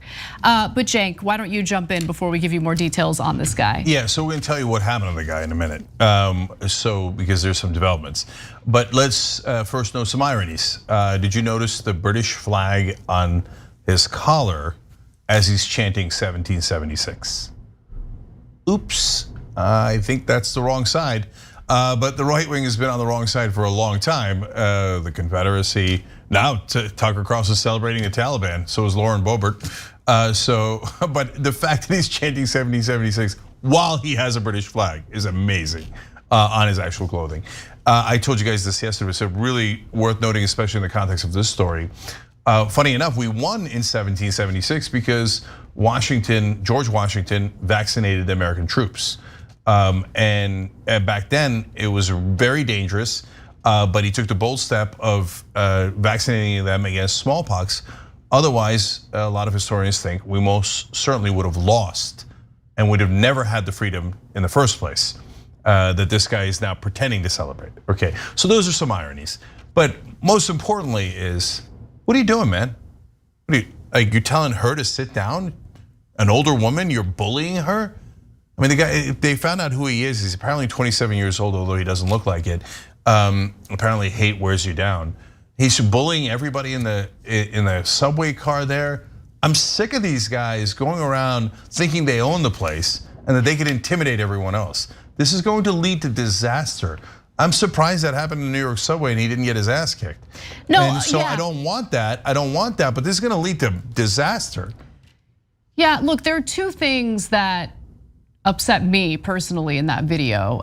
Number one is that sense of entitlement that this guy has, where he thinks just leave people alone. Just leave people alone. Like, he felt the need to get on that train and start antagonizing everyone on it, especially the woman that he was getting all heated with, when he could have just minded his own business.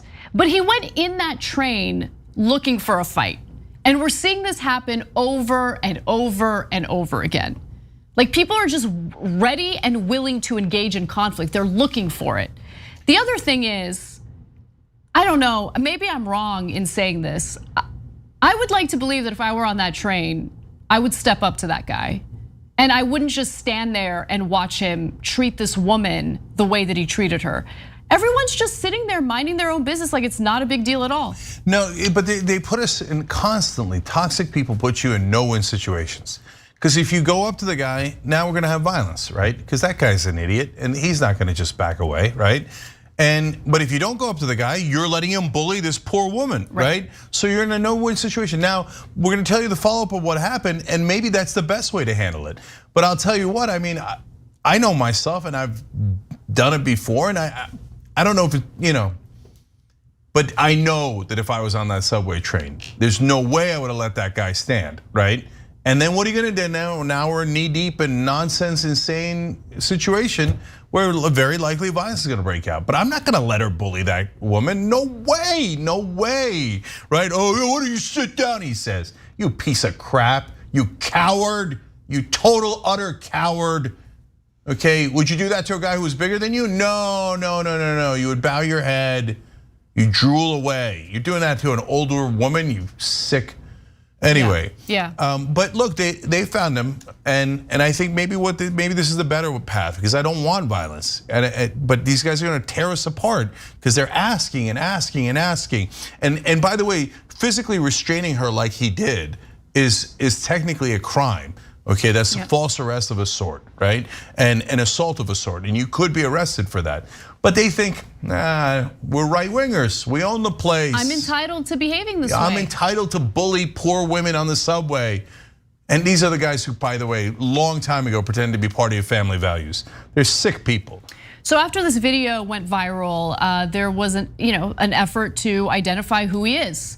And sure enough, within 3 hours of the video going viral, someone on TikTok identified the individual. Let's watch. I need your help identifying this clown here. Don't worry, bestie, I got you. Everybody meet 27-year-old New Jersey native Ryan Bartels. Ryan thought it would be appropriate to harass and verbally assault an elderly woman on the subway over her mask. So I did what any sane person would do, and I found your mom and sister and told them what you did. It also looks like at some point you worked at a CarMax in Richmond, Virginia, so just in case you're still there, I let them know too. But if anybody has a current place of employment for Mr. Ryan Bartels, be sure to let me or Aunt Karen know. And next time, reconsider being a piece of in public. Also, wear your mask and get vaccinated. That's literally the stupidest hill to die on. So CarMax has responded to calls to fire this guy, and it turns out that he's no longer working there. He left CarMax as of May of this year. Yeah, so I've had mixed feelings about chasing folks down and figuring out where they work, et cetera. And of course, everything always depends on context. What do they do? What were your other remedies? But now I'm beginning to think maybe that's the better way to go. Because one way is somebody steps up to them and then things get ugly and violent. The other way is, oh, okay, we'll see you on the flip side. Because if you're gonna treat people like this, would you want somebody like this working for you?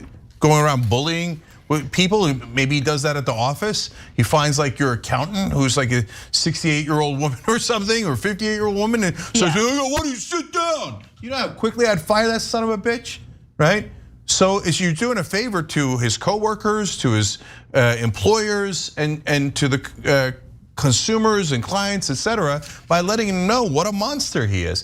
And if you say, oh, well, now you're just gonna get me fired for bullying little old ladies? Yeah, that's right. That's exactly right. And so maybe next time you're thinking about being a tough guy and bullying old ladies on the subway, maybe you'll think twice. Because, oh, it might affect you, precious you. Yeah, I've got no empathy for anyone who's abusive toward elderly people at all. And already I'm feeling less and less patience for people who feel the need to go out of their way and talk to strangers in an effort to antagonize them for their own personal decisions and responsible decisions in response to the pandemic. Like I don't, to be honest with you, I don't like the calls to fire people and all that. This to me, much like the white woman who called the cops on the man in Central Park and claimed that he was assaulting her, like those are unique situations where I think, no, there need to be consequences, okay? In the case of the Central Park situation, you have a white woman calling the cops on a black guy and alleging that she's being assaulted by him. And we know what kind of response cops usually give when their calls like that are made. And then in this case, you're bullying, harassing, and in a way assaulting an elderly woman who's just wearing a mask on a train. You can't get away with that kind of behavior. I'm sorry. Yeah. It's not okay. Yeah, hashtag not sorry at all. Hope they find out where he works and get him fired. And I'd like to see him cry and cry. And by the way, there's no justice in the world, don't get me wrong. he'll become a right-wing hero, and then they'll probably pay him more to just sit on his lazy ass, right? They'll be like, oh, you bullied little old women on subways? Yes, right-wing hero! Give him money, give him cash for violence and being a terrible, despicable person. God, man, right-wingers, do you ever teach decency to your families at all anymore? Or is that like, are these your role models? People who go into a crowd like Kyle Rittenhouse and murder people, and then he gets celebrated. Trayvon Martin gets murdered by a lunatic who chases him down with a gun, tackles him, and then kills him. And he becomes a hero? They'll probably make a hero out of this guy too. Is this the values you teach your families? What has become of you?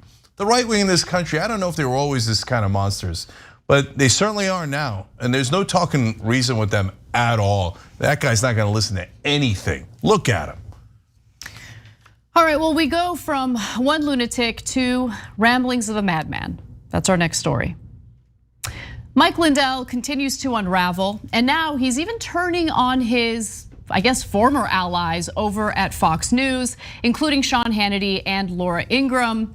He argues that they didn't do enough to help promote him and his cyber symposium, where he claimed he was going to provide evidence of widespread voter fraud and how the election was stolen from Trump. Now, of course, it was a failed symposium because he didn't do that. And the cyber experts he brought on even admitted that it didn't look like Mike Lindell had any evidence to begin with. Now, with that said, here is his rant going after the very people who honestly made him a household name to begin with. Let's watch. Where's Fox? Newsmax, they sue OAN and Newsmax the morning of the symposium. Do you know why, Brandon? I talked to the owner of Newsmax. This is pretty sad. He got sued because he ran my ad that Fox would not run. And he asked me, did anybody else run your ad, Mike, or turn down your ad? I said, no, none of them. ABC ran it, CBS, NBC, all of them. CNN, nobody else turned them down. Nobody else but Fox. And Fox Business News. Fox, you need to step it up and help save our country. I seen stuff by Jan Bongino on there. He goes, I'll say whatever I want in my show, and people were going after him. You know what? Then you better get out there and talk about tonight. Sean Hannity told me once, he said, Mike, I can say anything I want on Fox as long as it's the truth. Well, the truth is, Sean, we had a cyber symposium. And the truth is, it was attacked and hacked by like a discharged Merritt. And the truth is, you're not saying anything on your show. Neither are you, Laura. Trucker tried a few times to talk about the 2020 election. I give him some credit. You know, maybe I thought that might be a breakthrough. It was a couple weeks ago, but none of them are talking. What is Fox doing to you? Are you guys you're so worried about your money, all four of you? You're so worried about your money and your job? You know what? Tina Peters here, she's left, she's a hero. There you have it, folks. Tina Peters, a hero. Yeah, look, that clip was both hilarious and scary at the same time. Let's talk about the hilarious parts first. Let me tell you something about Jan Bongino. Who's Jan Bongino? And Trucker Carlson? No, Trucker was hilarious. Okay, the Trucker's all right, but I'm jammed up with Jan Bongino here. What's going on with Jan, right? I guess he's talking about Dan Bongino. Now I've forgotten his name. Okay, but I like Jan Bongino. That's a good one. Okay, he says he can say whatever he wants. This Jam guy and the Trucker guy's all right though. I don't know about the sofa guy. I'm the pillow guy. The guy's totally lost it, right? It's so obvious. Meanwhile, he's on OAN, complaining about how Fox News won't have him on. It's amazing. Dude, you're on another network. It's so amazing. Right?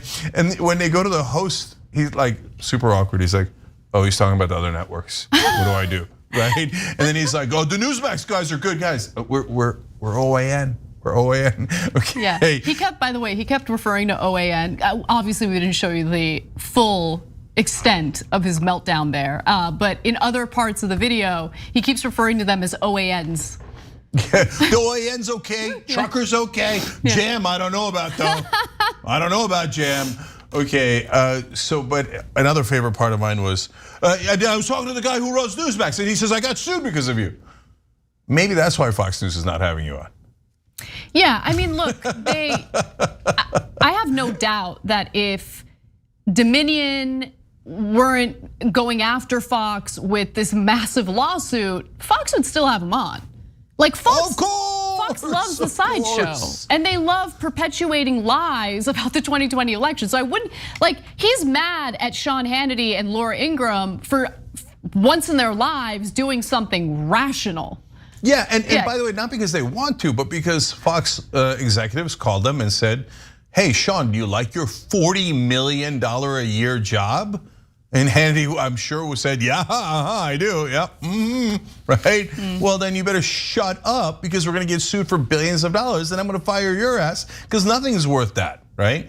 And so that's why Hannity then goes, yes, sir, of course, sir, executive, sir, right? And that's what Laura Ingraham does. I don't know about Trucker, though. Okay, he might be running for office. But anyways, so what happened with Fox News? They had Mike Lindell on all the time, right? Then Dominion sues them and they got their hand caught in the cookie jar. And Dominion basically said, no cookies for you. No cookies for you. Because we know you're lying and we can prove you're lying. And if we can prove you're lying, you're gonna owe me billions of dollars.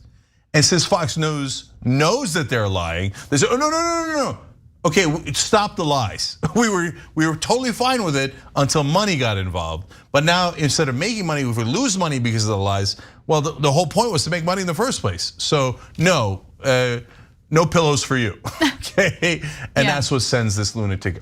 He has a net favorability among Republican voters of plus 39. And it's not like they don't know him, they know him. And Republicans by a 40-point margin go, oh, that's my boy. Yeah. That guy knows about Trucker and Jam, I'm with him. Well, look, to be fair, right wingers do seem to have an affinity for rambling lunatics. In fact, as I was listening to Mike Lindell's meltdown there, he reminded me of someone else. So I don't know, take a look at the comparisons and judge for yourselves. I seen stuff by Jan Bongino on there. He goes, I'll say whatever I want in my show, and people were going after him. You know what? Then you better get out there and talk about tonight. She's a gutless wonder who will not do what she promised. Trucker tried a few times to talk about the 2020 election. I give him some credit. Again, Tucker nailing it, everyone else lying. Tucker Carlson holding the politicians' feet to the fire. Why don't you call and interview me? Sean Hannity told me once, he said, Mike, I can say anything I want on Fox as long as it's the truth. Well, the truth is, Sean, we had a cyber symposium. I get 10 to 12 million views a month, and they won't come out and address my progressive audience. They won't come out and address Bree's audience or Katie's audience or Justin Jackson or you. They are not accountable to us. None of them are talking. What is Fox doing to you? Are you guys you're so worried about your money, all four of you?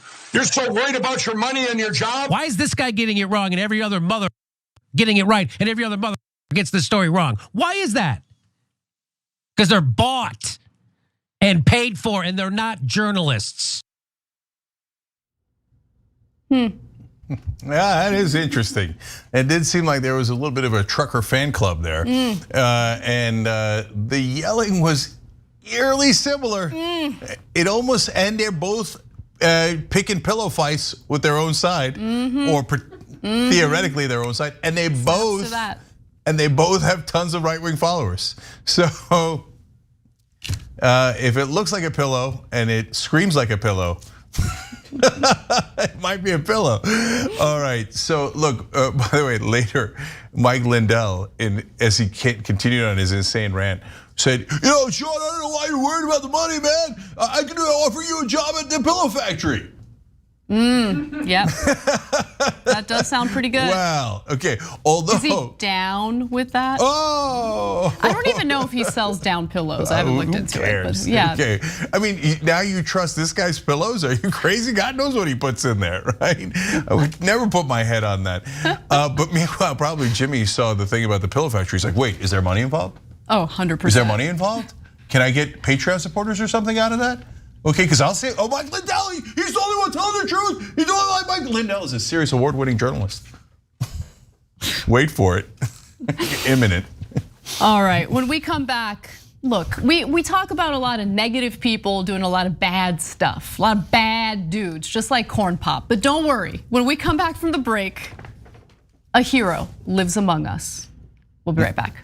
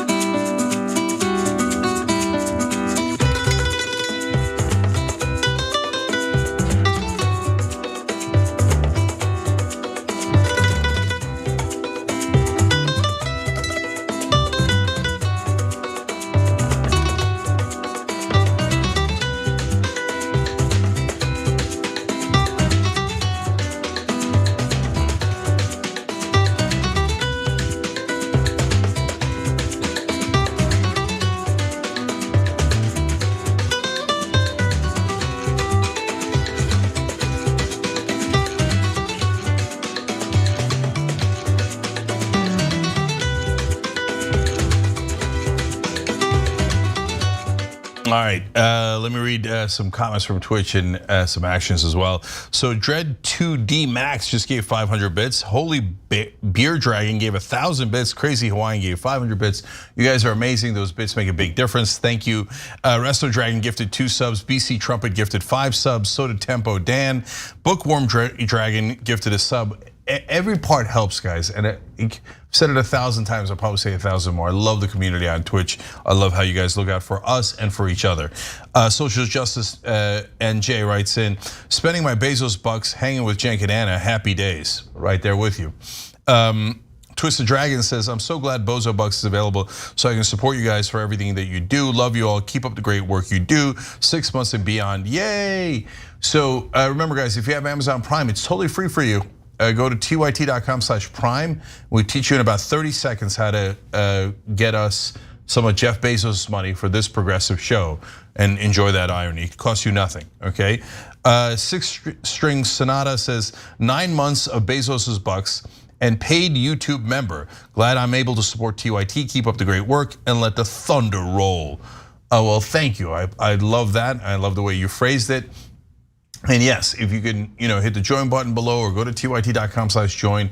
And then if you have Amazon Prime, layer that on top. We get to do a stronger show, hire more people like Rashad Ritchie, David Schuster, so many others. You see, we did the Twitch pitches, brought in Ben and Ravana, and they've been amazing. So keep it going because you are us. Look, we're hiring from the audience.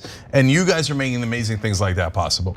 And Anna Allison says 7 months. Thank you all for keeping me hopeful and informed. No problem. And now I'll go to YouTube where Moby Cosme, Richard Terry, and Wigwith were American heroes because they just joined up. They smashed the hell out of that join button underneath the video and help bring a little bit of sanity, we hope, and truth and change into the world. That's what we're trying to do and have done many times. We're about to celebrate our 20th, which is crazy. And the reason we've been around for 20 years and still the largest online news network is because of you guys and because we earned your trust. Because you saw us and you saw whether we said things that were right or not right, and you stayed with us, so thank you. Kevin, the Speedroid player, writes in on Super Chat, failed drop kicks, unvaccinated people semen, crazy conspiracy pillow guys, unhinged Karens, and screaming pastors in churches. The right wing 2021. But that is them. Isn't it amazing and sad? And Kevin Pilati wrote in, no one cares about your weird semen. That was an odd way to be woken up from post-dinner grogginess. Oh, I like that last name, Kevin Pilati. Pilati, that's right. All right, we'll be back, guys.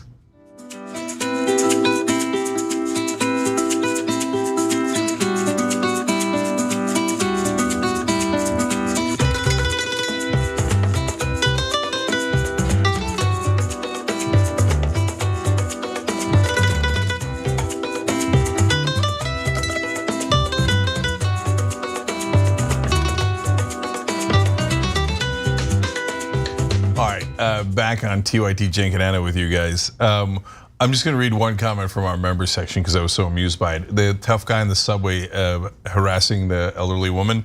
I do declare, I wrote in, nothing says tough guy like one who's wearing jorts. Wait, he was wearing jorts? Apparently. See, oh yeah, he was. See, that's right, that's right. See, our members have eagle eyes. And they're an awesome part of the show. Thank you guys. All right, tyt.com/join. Be part of the show. Casper. I want to do more of these positive stories to show that there are good people left in the country, okay? And so that alligator happens to be one of them. No, I'm just kidding. So a visitor at a Utah petting zoo decided to step in to save a handler who was being attacked by an alligator at said petting zoo. Now, first, let me just note, we shouldn't have a petting zoo that allows for alligators to be part of the mix, but I don't know, just my opinion. It's my opinion, man. But nonetheless, we're gonna show you the video of what a visitor did. to show you that there are heroes among us, because I don't think most people would put themselves in this situation. So let's take a look at this video, which shows the hero in question, or not in question, just the hero that we want to give some props to. His name is Donnie Wiseman, and as you can see, the handler is struggling with the alligator there. That is so scary. It's terrifying. And so what I learned is that the handler is doing her best to move with the alligator to prevent it from essentially ripping off her arm. The man who just jumped in is not a worker at this place, okay? Just a visitor, and he decides to jump in, get on top of the alligator. He's on top of the alligator in an attempt to save her.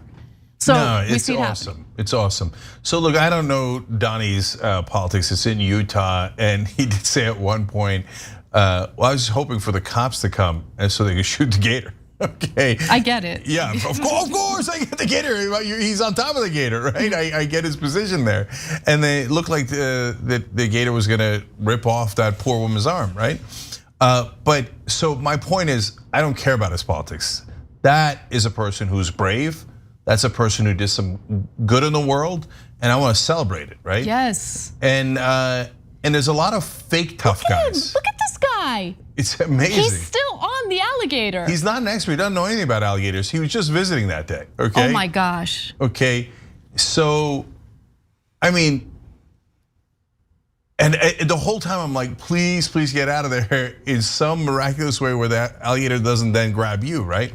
And what you can't hear, it was very hard to hear. That's why we didn't have the volume on.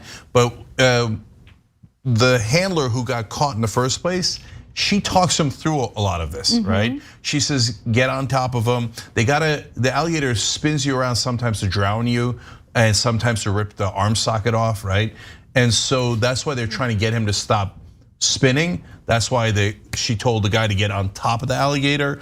And then when he has to get out, he was trying to get out one way. She's like, no, come out the other way. But first you gotta sit up so that you could spring out, right? And she walked him through the whole thing.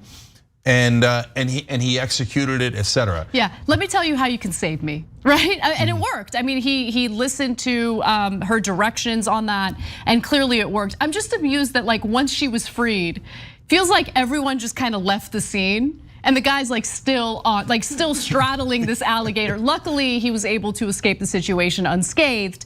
But I just love the fact that he was willing to put himself in a dangerous and risky situation to save someone who was in need. Yeah. You know?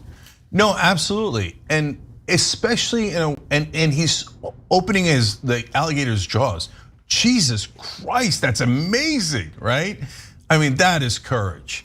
And especially in a world filled to the rim with false bravado and fake tough guys. We showed earlier in the show some guy who was bullying an older woman on the subway because she had a mask on, right? Meanwhile, this guy's jumping in to wrestle an alligator to save someone else's life. Look, this is inappropriate, but I'm gonna do it.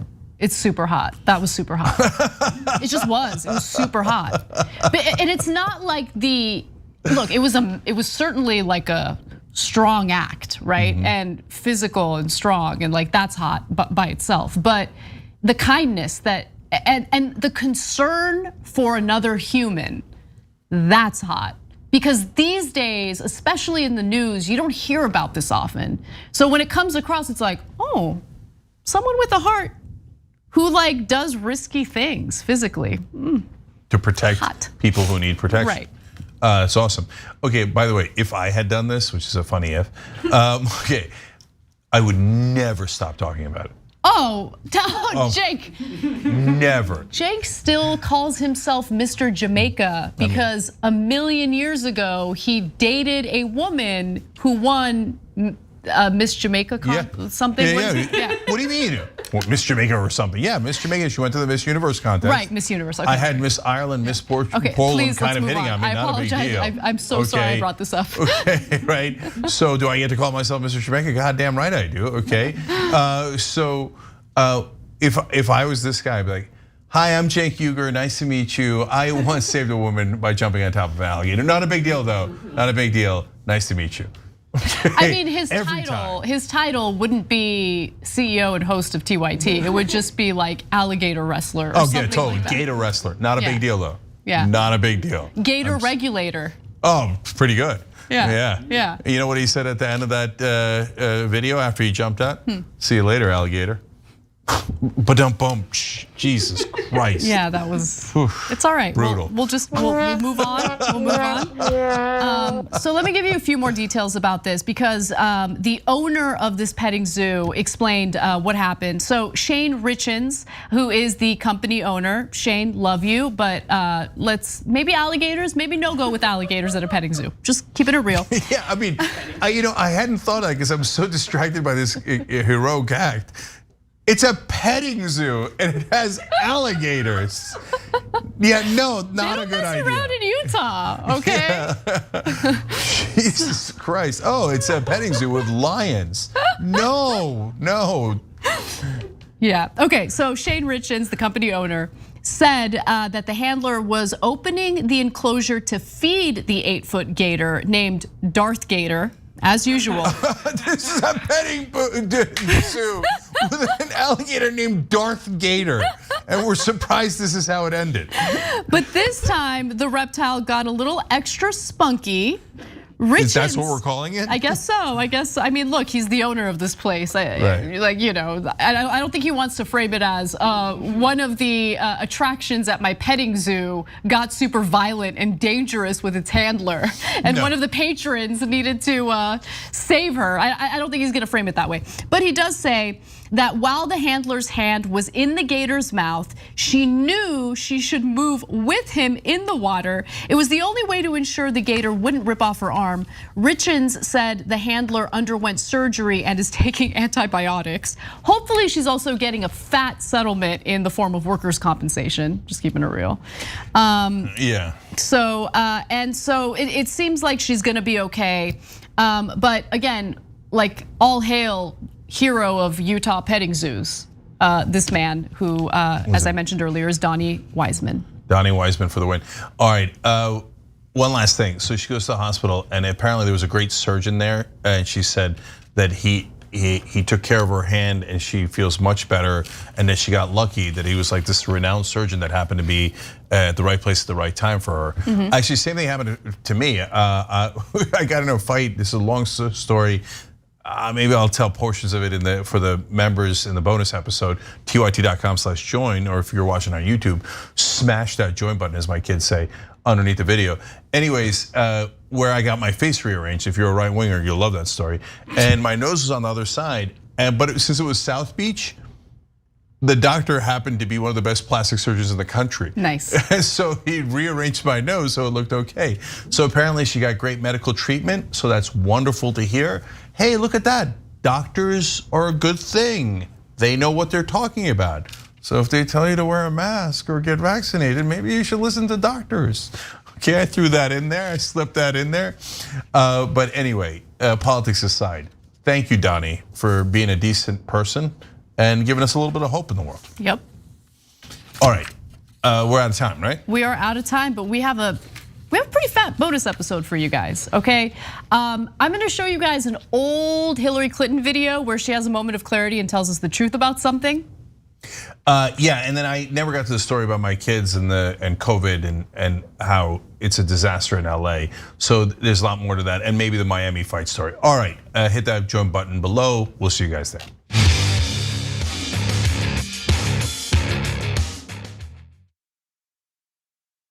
Well, the Young Turks, the Friday show is gonna be awesome. We're gonna help us over here. Drop it. We became the first ever daily online web television show. No, the Constitution is the very core of America. The fact that we don't spy on American citizens, that we get a warrant, that we go to a judge, that we have a procedure, that we have due process, that is America. On top of that, they go, why don't they just stay at their own schools? You gotta realize something. These schools suck. They want people to pull themselves up by their bootstraps. You ain't got no straps, you ain't got no boots. He lit these fires in trash bins all around town out of frustration. 99th most viewed channel today on YouTube. The Shorties Award, Best Web Host.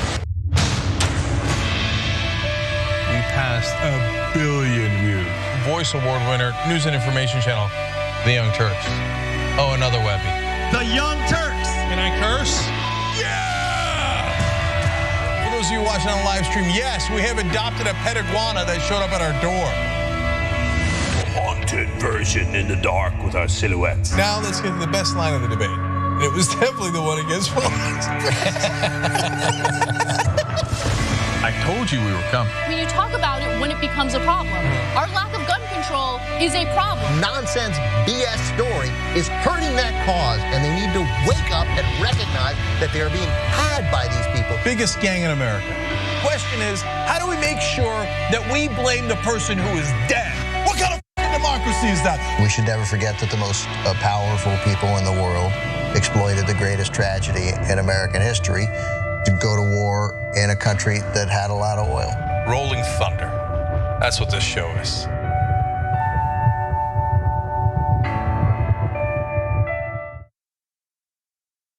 Never in my life did I think I would like to see a dictator.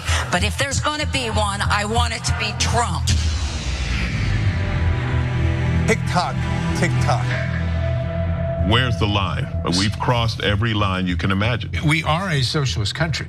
It's socialism for the rich. Tick-tock, tick-tock. You don't have to know the truth, just believe what they tell you. There is no bounds to their monstrous hypocrisy. Tick-tock. I think we're gonna win the Senate in 2020. And I think we're gonna have the House, and I think we're gonna have the presidency. Tick-tock. And in 2020, we're going to clean your clock, and we're gonna run you out of town, and we're gonna have an actual democracy in this country. November of 2020 could also be potentially the greatest day of our lives. Let us whisper of a dream.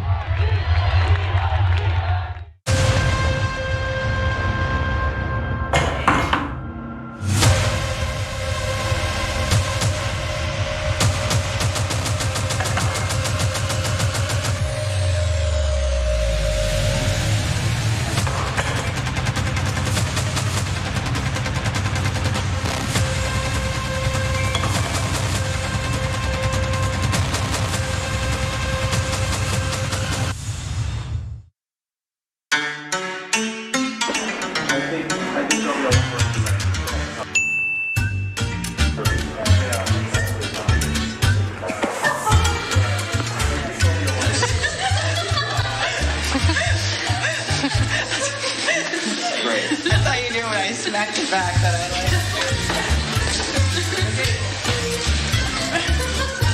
Say hi to the camera. I don't like this.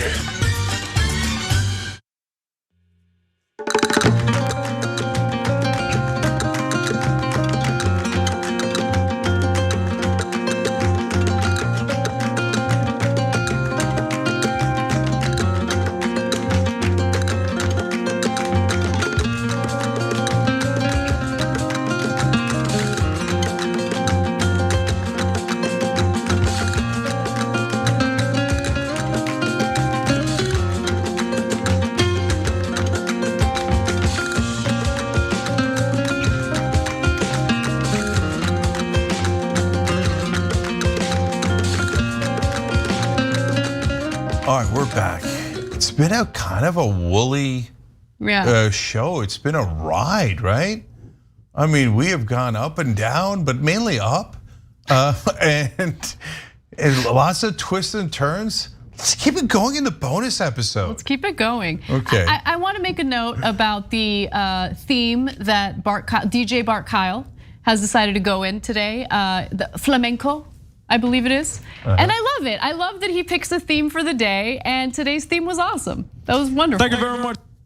You're welcome. You know why? Because Bart cares about his job. He does. Thank you very much. And I love that. So God bless. Yeah. Yep. All right.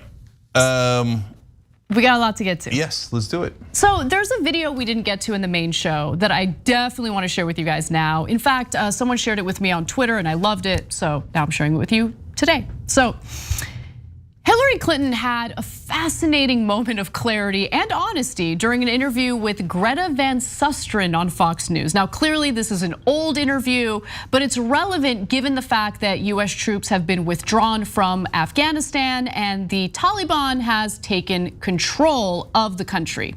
Now, Hillary Clinton was asked about the war in Afghanistan back in the day, and what she said was brutally honest and correct. Let's watch. To be fair, we had helped to create the problem we're now fighting. How?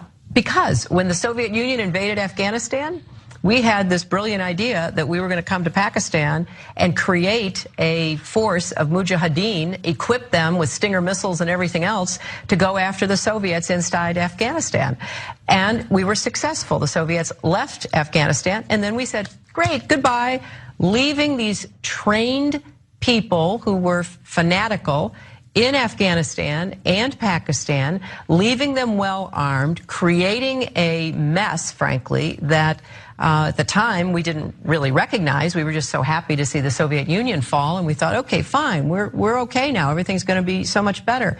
Now you look back, the people we're fighting today, we were supporting in the fight against the Soviets. Yeah, look.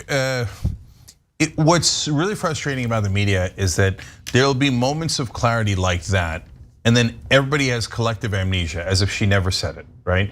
As if that wasn't true. And by the way, her saying it doesn't make it true. Her not saying it doesn't make it false, right?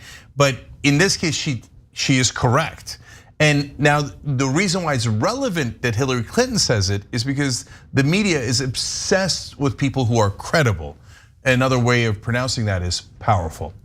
And so since the media serves the powerful, when someone like Hillary Clinton says it, sometimes they pay attention. Like otherwise with the knuckleheads, do they know how many people that work in media know that we arm the mujahideen, right? How many people that work in media even know what mujahideen is, right? And so that's the sorry state of journalism in America. And look, I gotta be honest, she's talking about a segment. She's not referring to the segment that I did, but it's the same topic. And it's one of the pieces that I'm most proud of in all the nearly 20 years that we've done TYT. Because I broke down why the Muslim world got as radicalized. Again, not the whole world, a small percentage, but an important percentage got radicalized. And it was two governments that were primarily responsible. One was the Saudi government and the deal that they struck with the Wahhabis.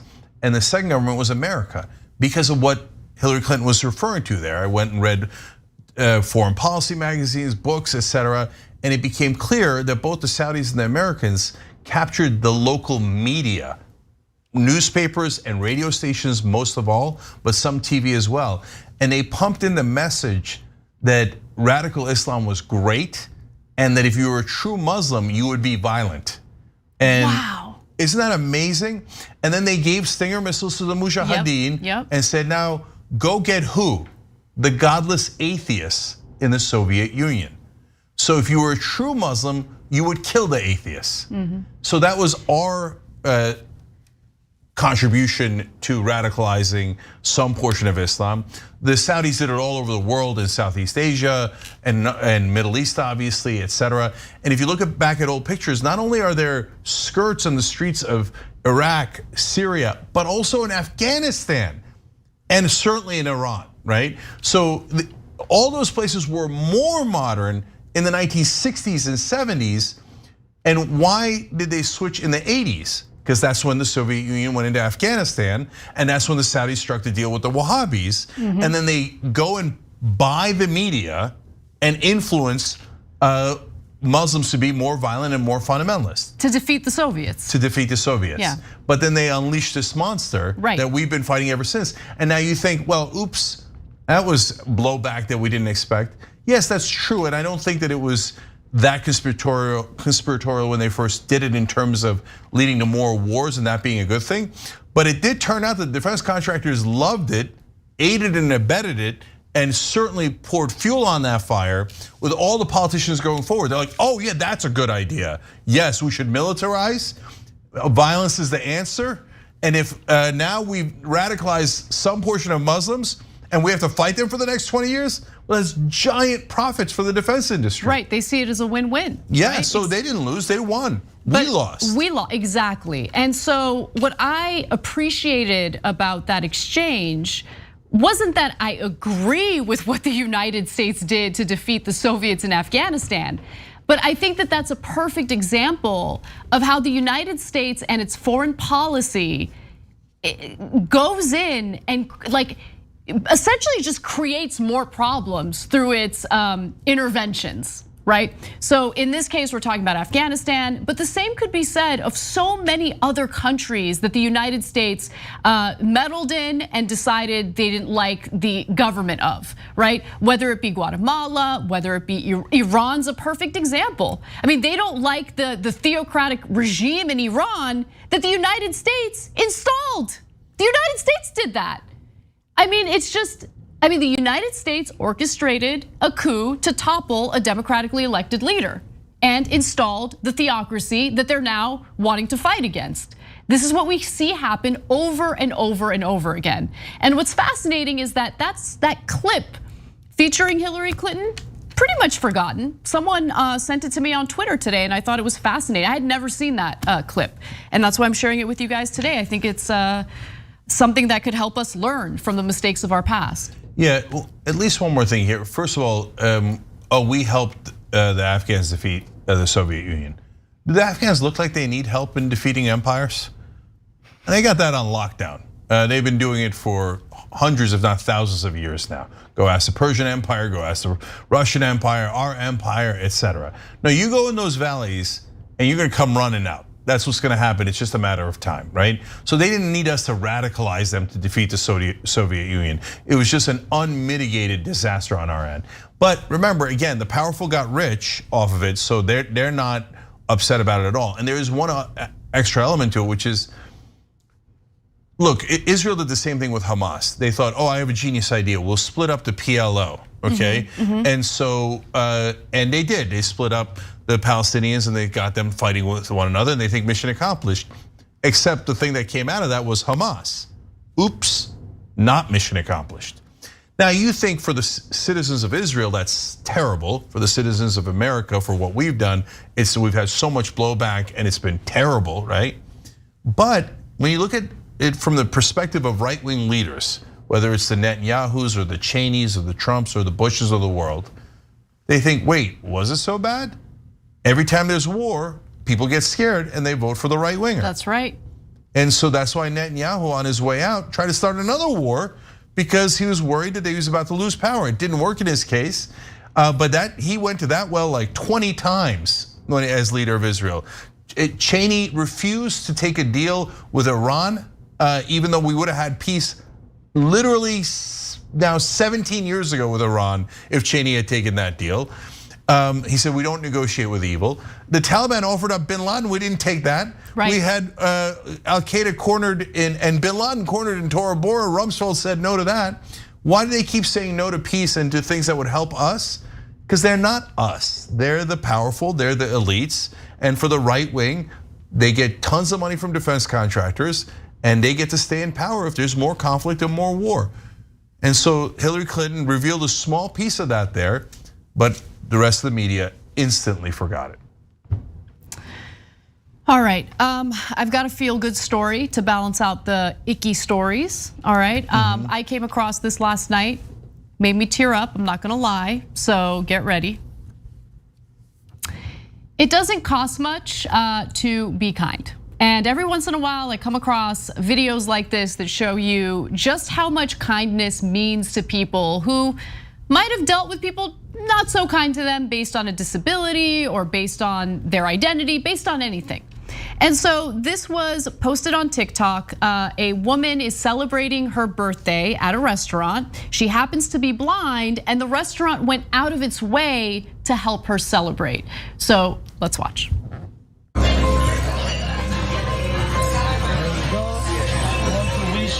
Happy birthday.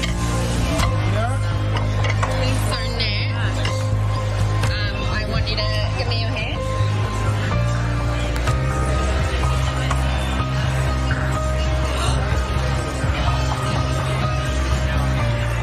Okay,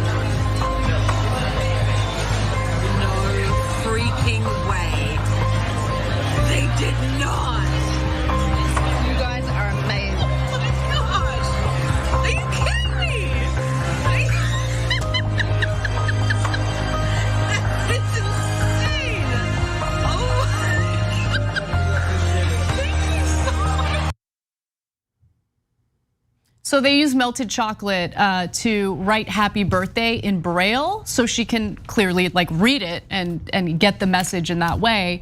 And look, there are some people who want to be Debbie Downers, and they're like, well, they could just say "Happy Birthday." But the point is, they're showing her that they're going out of their way to make her feel appreciated and make her feel special on her birthday. And I think that kindness is important. It really is. I like it. No, I love it. I'm a sucker for it.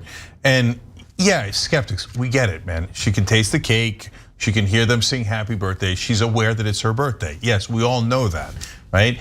And is it when you see your birthday cake and it says "Happy Birthday, Cenk" on it or whatever? Well, if it says it on your cake, that's kind of weird. So yeah, it's not like the biggest thing in the world, but you're used to it, right? And so she's never felt it on Braille on a cake. It's an extra touch. If somebody went out of their way to be thoughtful for someone, isn't that wonderful? So I love that there's still hope in the world and that there's still kindness in the world. And so bless their hearts for doing that. Who is it? Let's give them props. Yeah, so this is the restaurant of Chef Gino D'Acampo's London restaurant. He's apparently like a TV chef or something. So this restaurant is in London. Famous TV chef owns it. So if you live in London, give them some props for going out of their way to make this woman feel special on her birthday. And look, like for me, it's the kindness and the thought, right? Like it might not seem like a big deal to people, but it obviously meant a lot to her.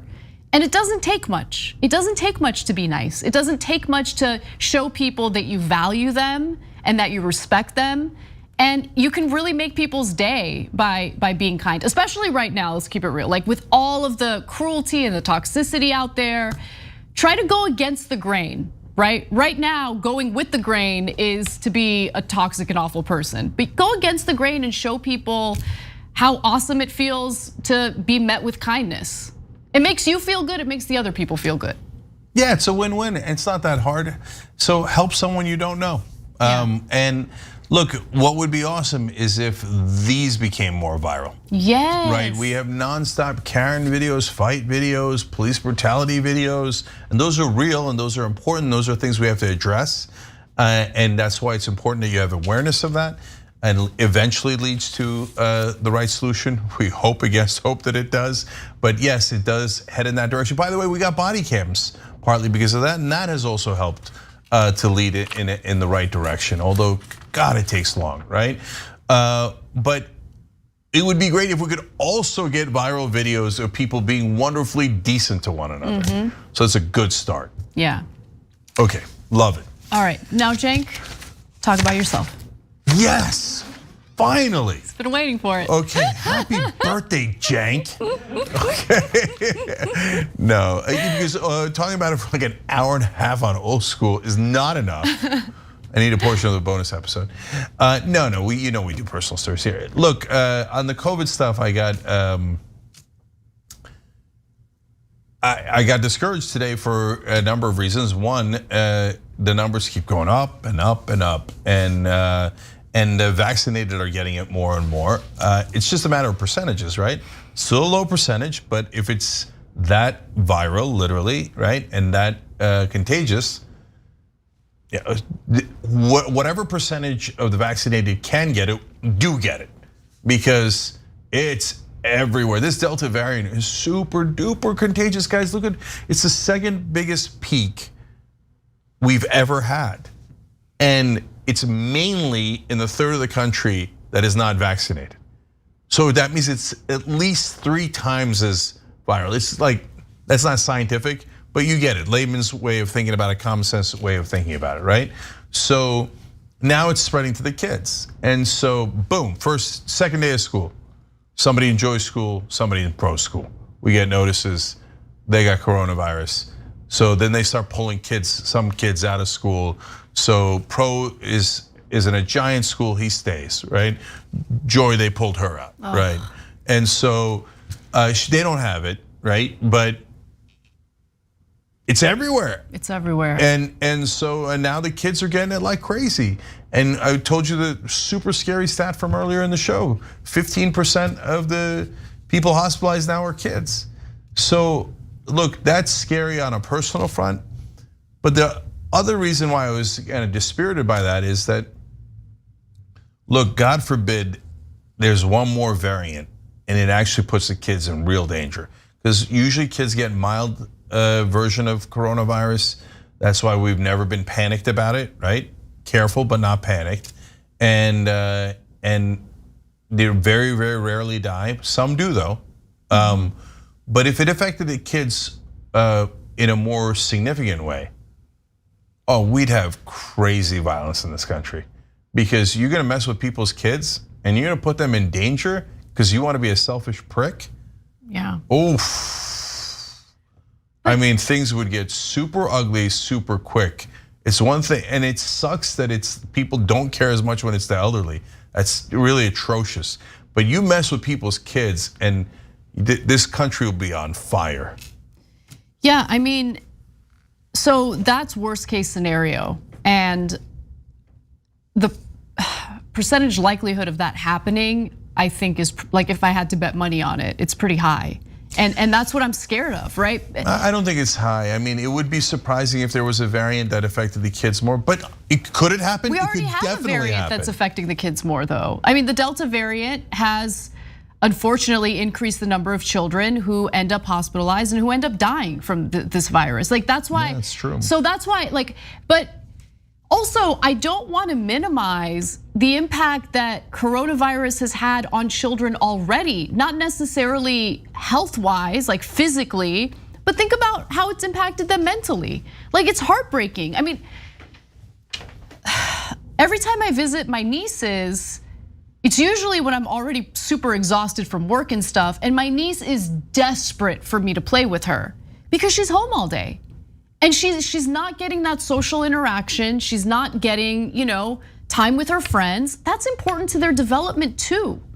And it makes me, and no matter what, like I play with her, I interact, I do what I can to like stimulate her because she's not able to get that, in the situation that we're all dealing with right now. And it makes me really angry that like the selfishness and the entitlement of a huge portion of this country has led to unnecessary pain and suffering, both physically and mentally, both with adults and with children. And that's why I get angry, right? Like that's why when I hear the call, and look, there's like a little bit of a divide on the left on this issue, right? Because the left, like one half is like, we don't want to be judgmental and we don't want to put people down and this and that. But like, I don't know, I guess that part of the left is better than me because I do want to be judgmental. These people deserve to be judged.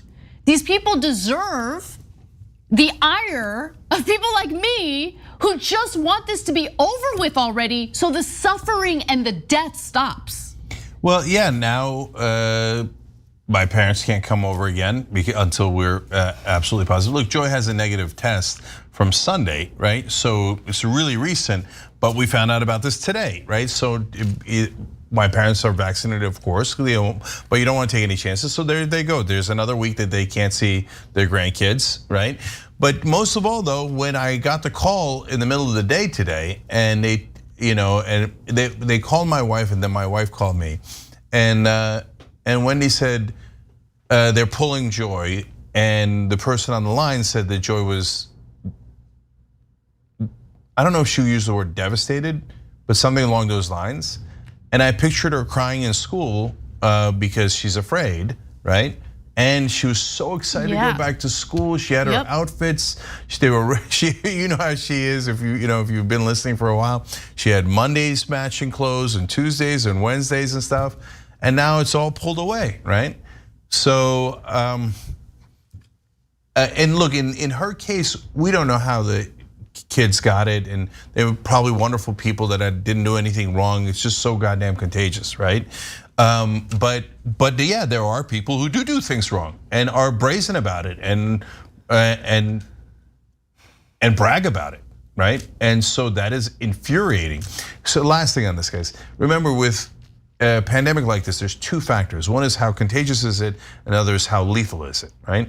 So Anna's earlier point is the Delta variant isn't more lethal to kids, but since it's so contagious, by definition, it affects more kids. And a certain percentage of kids get really sick and a certain percentage of kids die. So if it affects more kids, by definition, more kids will die, right? And so it doesn't mean that it's increasing how lethal it is, right? But it does increase the number of deaths just because of how widespread it is. And so that's the issue that we're all dealing with and now concerned about. And children are not able to get the vaccine. That's right, under 12, they don't have a choice. They can't get it. And so, all right, okay, so that's the downer stuff. We have a couple minutes left, so I'll tell you the non-downer, the fight story that I've said a couple of times, so I'll do a quick version of it. So I got into, this story is really long. I'll do a sliver of it, it's fun. I don't want to bore the folks who've heard it before, okay? But this is the last story. This is the last fight I got into in Miami. It's the last fight I ever got into. Because fights are dumb. They're not a good idea, right? As you'll see from this story. Now, as it is, I'm lucky because I grew up fighting. It's not a good thing at all, but I knew how to fight, right? So I won every fight, but the last one and one that I lost to Packy Harold in 5th grade.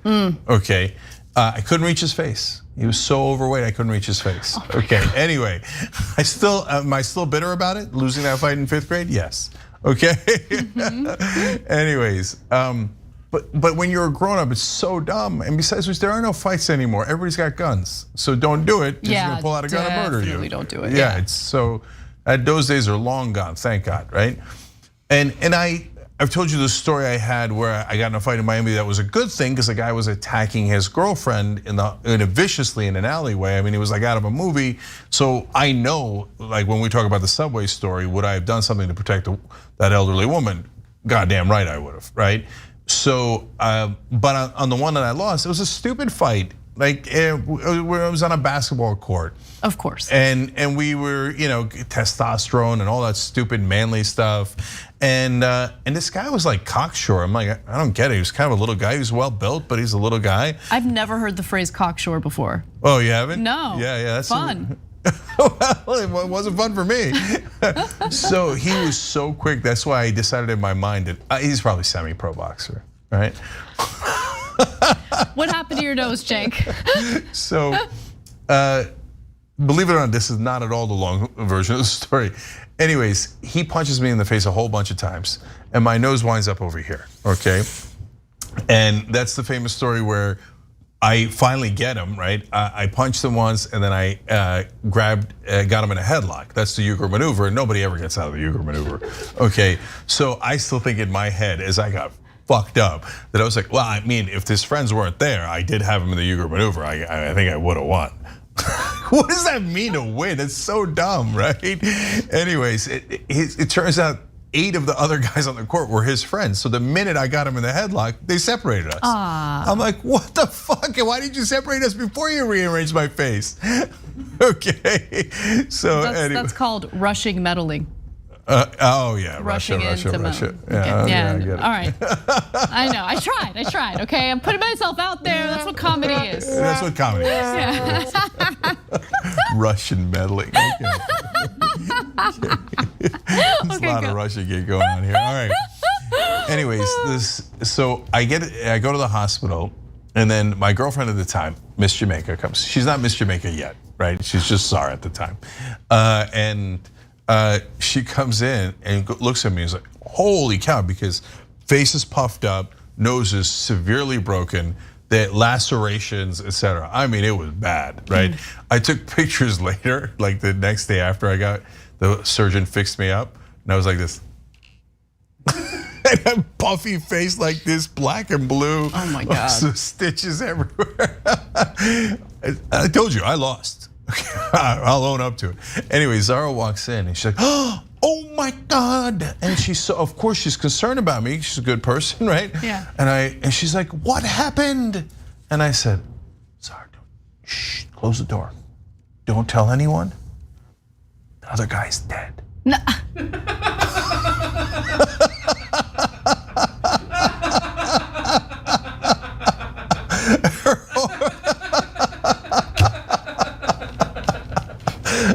Her heart hair like jumped out of her chest. And then I was like, I was just kidding, Zara. She's like, oh, I'm gonna hit you now. She's like, I come here in the middle of the night to help. Not the night, it was day. I come to help you. And she left work or something.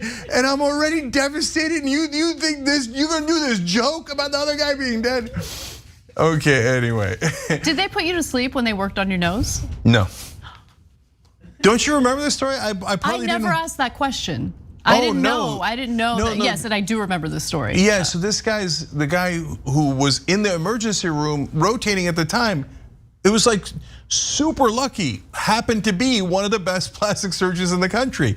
He was on rotation in the emergency room. So it wasn't like, oh, I'm in South Beach and I'm rich and I'll call up my plastic surgeon friend, right? I remember back then, I have no money back then.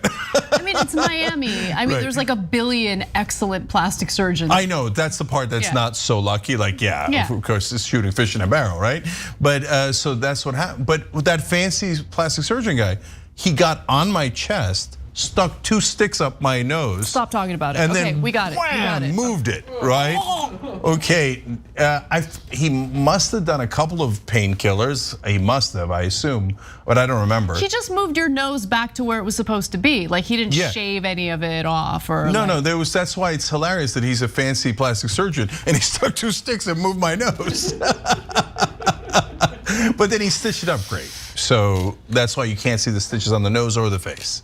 Plastic surgery is amazing, man. It is. Especially when you do it right and they put you under.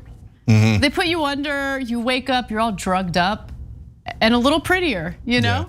It's great. Okay. I did not wind up prettier after that.